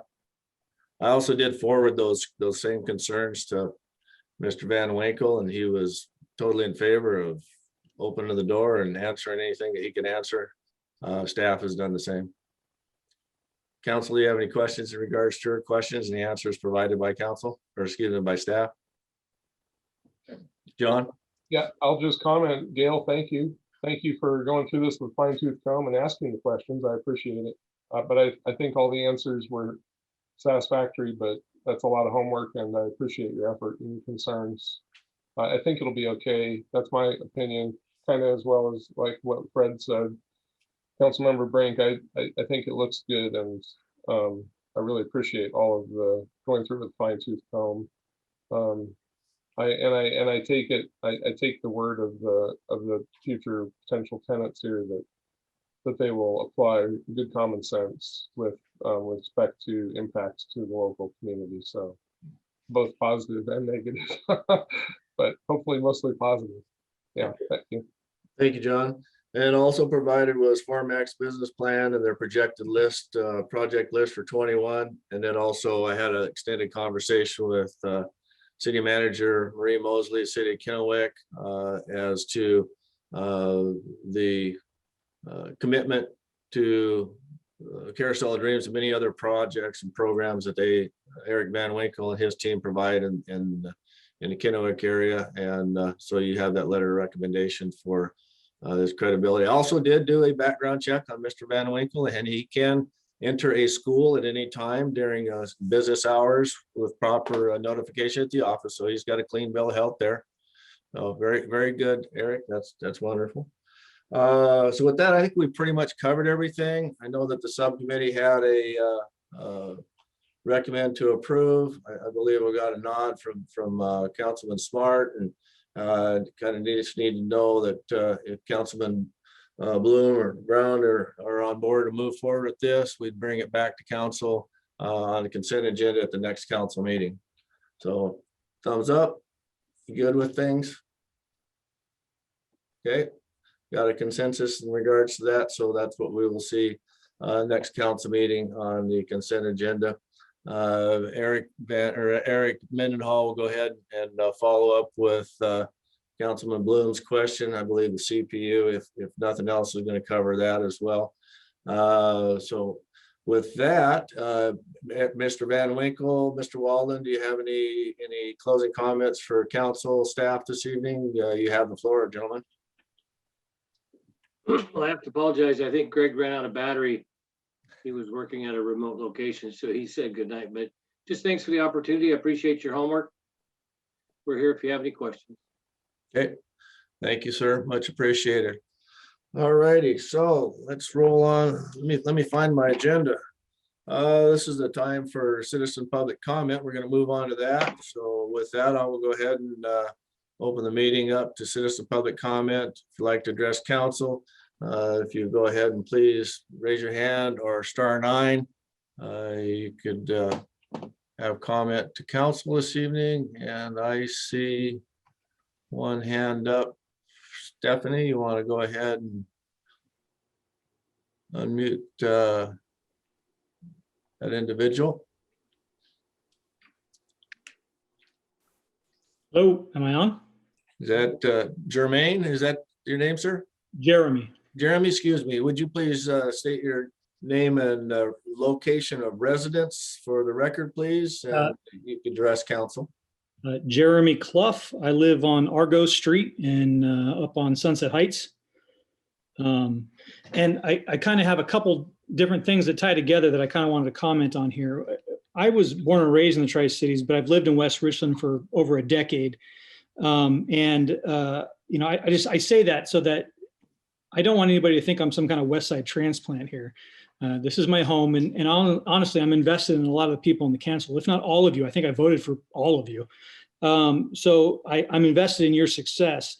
I have served on the HAFEC board for multiple terms in the past, and the development in West Richland has been an ongoing struggle for over a decade. We've known about this. We've known what was coming. Everyone could see the writing on the wall as far as the challenges that were around the corner as far as infrastructure. So we foresaw the problems that could have happened if we didn't plan ahead. And you know, now we're seeing things like a lack of green spaces or parks north of Paradise. We're seeing, just we talked about in this meeting, the roadway issues, sidewalks and gutter issues that are going to impact us long term in our community for not only property values, but crime rates, homeless issues, drug use, those kinds of things.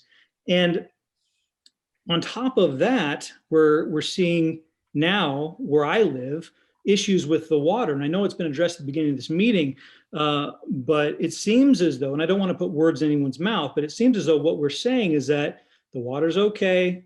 It doesn't look good, but it's okay to drink. It'll eventually go away, even though it's causing damage to people's water softeners and people's water heaters, and it's costing them in filters, it's costing them in ruined clothes, and we're pushing those costs onto the end user rather than being willing to seriously address it at the source. Our answer is, well, we'll look into it like we did, 8 years ago. But there seems to be a trend that everything's tying together here. We have a brand new admin building, a brand new police station that we and myself supported, and I still support. We have, because we don't have a manager council form of government, we have a mayor's salary that's much larger than most communities of this size. And we are talking about investing in a raceway right now, but we're not we're hesitant to talk about the investments in our community, in our roads, in our water systems that are going to keep people here. I bought one of these new houses, these larger houses on Sunset Heights, because of the investment in this community that I have, and also wanting to invest in my future with property values. But that's not going to stay this way if we don't invest in the things that are going to keep people here. And having brown water come out of our taps when I'm actually paying for that water, it's not something that anyone's buying for me. That some of the council members are hesitant to pay for things in the community that don't directly affect their community. I'm paying for that water and I'm not getting what I'm paying for. That water is disgusting. You say it's clear to drink or it's good to drink. I don't care if it's okay to drink. When I put my babies in the shower or in the tub, I don't want to see brown water, and flushing the water doesn't help. You need to come over to these neighborhoods, turn on our faucets one day, come back a few days later after it's cleared up, it comes right back.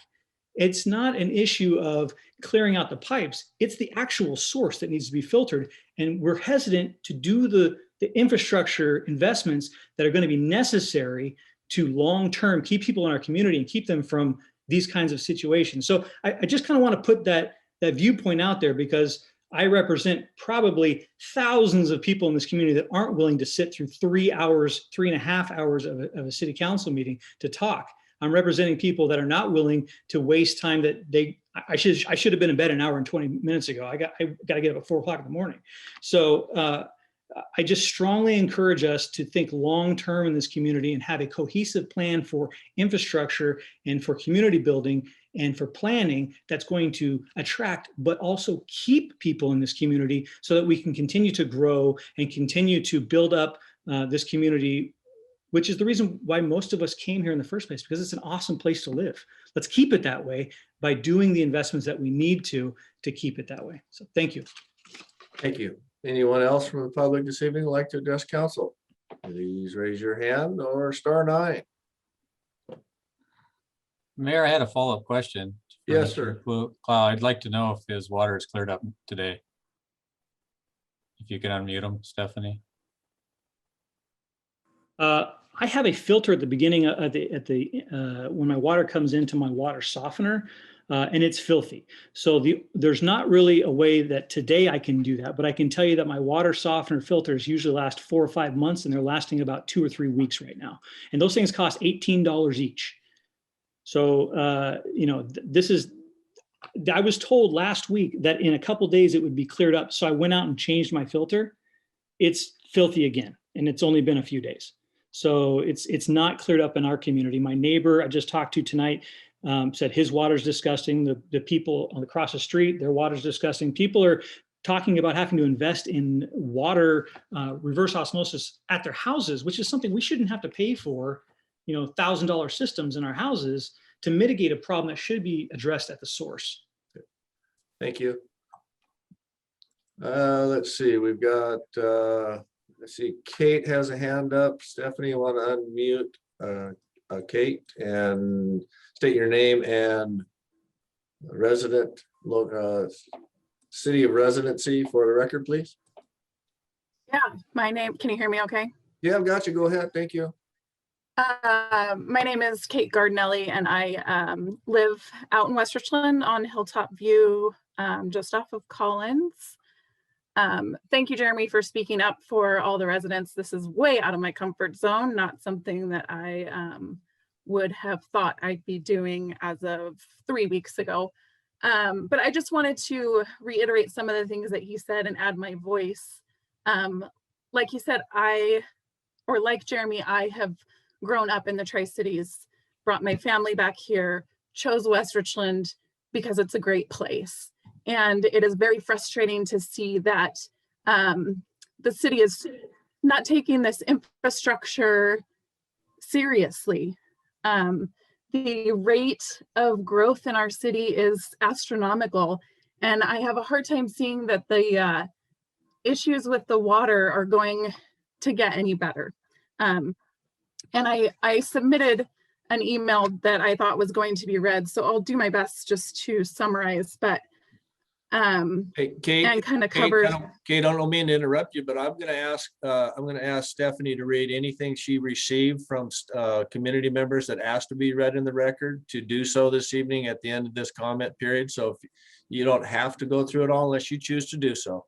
Okay, I will just cover the things I wanted to reinforce then. Okay. I am glad that the city has put together and drafted a release.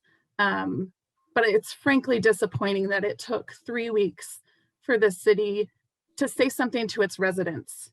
I've had Public Works at my house 4 or 5 times. I've lost track. And like Jeremy said, the burden of care and damage is being pushed to homeowners. I have to look into filters, special laundry solutions. We've been buying case after case of bottled water because I'm not going to drink it if it's brown. And like I said, the growth is exponential. And I would like to see our city act like the city we are becoming, not the city we've historically been. I've talked to a lot of residents who are like, oh yeah, it happens. Just open all your faucets, run all your exterior lines. We shouldn't have to do that. And like Jeremy said, it will begin to impact our community. People won't want to live here if we don't provide residents with basic things like clean water consistently. So if my comments are going to be read, that's about all I have to add to them. So thank you for your time. I appreciate it. You're welcome. I see Justin has a hand up. Justin, state your name and origin, city of origin for the record, and you could address council.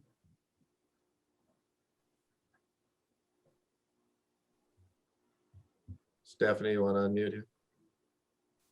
I've asked to unmute several times. Okay. Justin, can you unmute Justin? There you go. Hello? Yep, gotcha. Go ahead. Justin Walwin, West Richland up on Bird Hill. I've been a resident for about 3 years.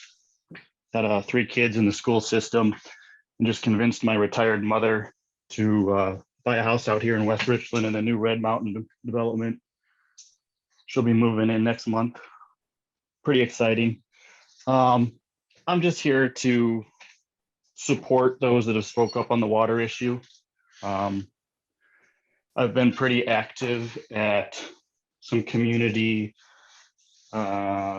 communications and blogs, utilizing some apps so we can stay informed as citizens or residents.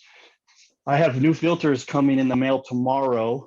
So I'm hopeful that my water will improve at my residence, because I've heard that, you know, the workers have come out and flush lines and stuff like that, and it hasn't really been helpful, but the pre-filter should catch the sediment.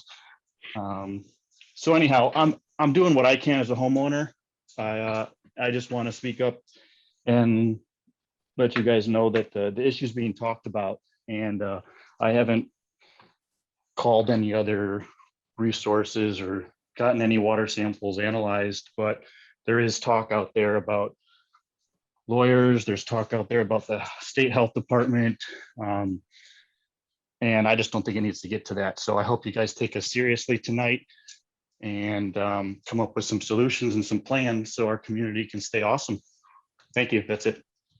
Yeah, and Justin, if you want to email or give your address now, that'd be fine, but we could follow up, or you can email Roscoe Slade, and you can follow up with your address if you wish not to be public with it.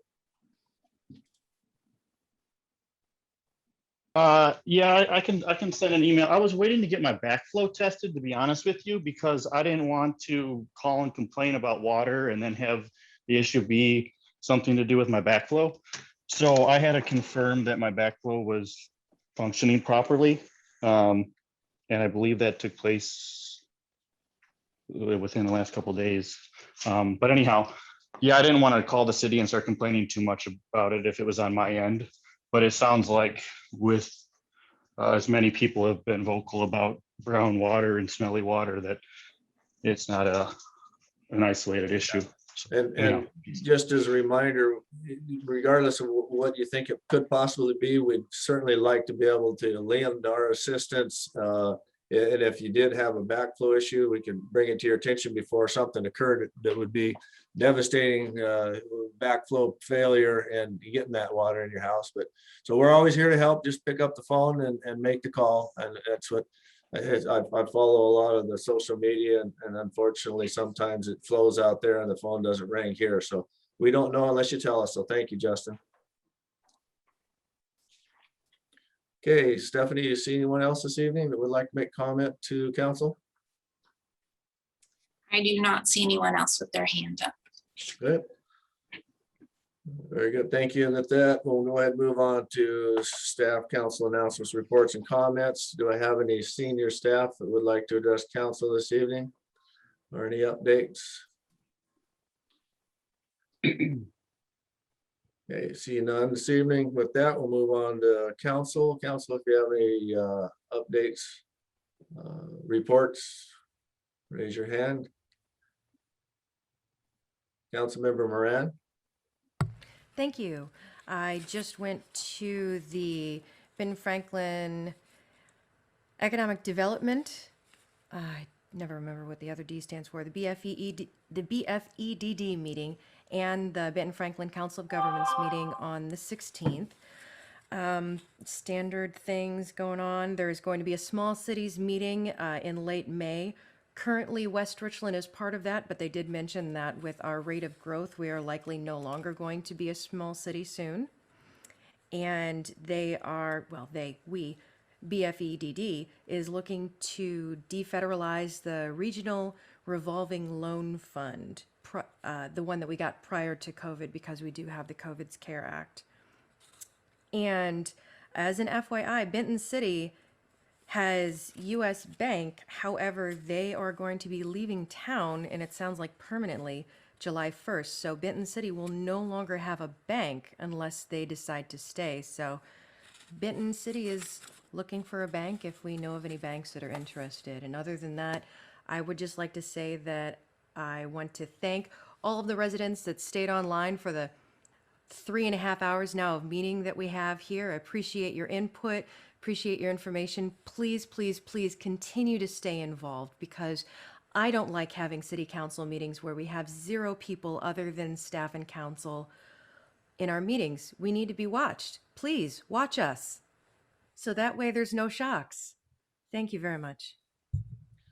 Councilman Smart. Yeah, thank you, Mayor, council, and citizens. I would just second what Kate just said, the last part there about participating. It's rare that we have more than 1 or 2 members of the public watch our city council meetings.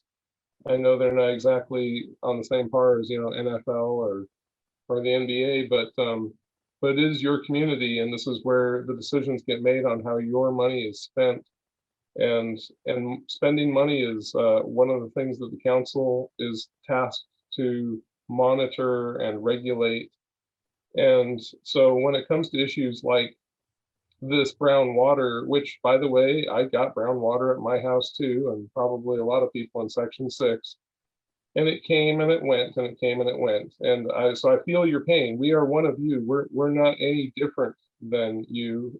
We just stepped up and ran for council, and now we get to spend our Tuesday nights meeting looking at each other's smiling faces. So, please do participate. There are so many opportunities. Run for council yourself. I honestly, wholeheartedly encourage you. It's a great job. Just ask any of us. So you'll get to have input on these, and not like I'm shrugging off, the duties, but I will tell you that one of the things you learn being on council is that when you get brown water in your faucet, then you get to go to utility meetings like we had last week with Roscoe, where he went over all of the projects that the city is currently involved with. He did an excellent job of summarizing really the dozens upon dozens of projects that are currently being done and work that the city is doing. And we talked about the associated costs with these as well. And one of the things that we talked about was water quality, and the idea of putting in, filters at the source. Well, I don't think Roscoe's done the estimate yet. We haven't asked him to do the estimate, but I guarantee you it will be several millions of dollars to filter water at the source. And we have about 15,000 residents and about 4,600 hookups in this city to pay for that. So when somebody mentioned, I think one of the citizens mentioned, $1,000 for a reverse osmosis system in your house. Well, you have to realize that it may cost twice or more than that per citizen or per hookup of our water, and then it's also continuing costs. So personally, I mean, I like the idea of clean water coming out of my faucet as well, but I think that we as a community need to think as a community, and I encourage you to be involved with these conversations so that you can understand, that magic doesn't happen here. All of the work that goes into creating our utility and infrastructure system, you pay for. And so I just think there's a dose of reality that I know I've received by being on council for a few years now that I didn't have a full appreciation for before. And I think you could be, without being on council, you could at least attend the meetings and maybe occasional part or planning commission meetings and things like that. And I really encourage you to take that interest and to start to see, the complications of, like Roscoe said earlier, and I want to repeat this, if we filter all of the water at the source, two things will happen. One, it's very expensive, and a lot of that water that we filter will just be poured out onto people's lawns to water their grass and their trees. So there's no sense in that, in my personal opinion. And the other thing is that the water would be so I just don't have the answer. I'm not saying I have it, but I just want to let you know that it's not as clear cut as just why don't we put a filter on the source. So the other thing I would say is that the pipes that we have installed in this community, if you open up any of your water pipes, which I have personally done years ago, even after having them service our house for maybe 10 years, they have that same color inside. that color is just natural. That's what's in the water, iron and manganese. And so you might not solve the problem, I'm saying, by filtering at the source. So I know that's the topic on most people's minds that are viewing right now. So I just wanted to mention those couple of things. I'm not saying that we shouldn't filter at the source. I'm just saying there's a lot of analysis that will have to go into this and a lot of consideration of the cost. So, most of the time the water that comes out of my faucet is really fine. There are times when we turn on wells that have better quality water than others, that or maybe not as good a quality, and maybe has a little smell to it. I don't know the solution to that that's cost effective, that we as residents can afford, but that's all I'll say. What I will promise you is that we will have these conversations with Roscoe and staff and the other council members, and I really want to consider, because one of the things our job is to consider the cost of solving a problem like this, and try to help make that judgment call as to whether that's the course we should take. So, well, I appreciate the few minutes here that I've taken, and I hope you stay involved, and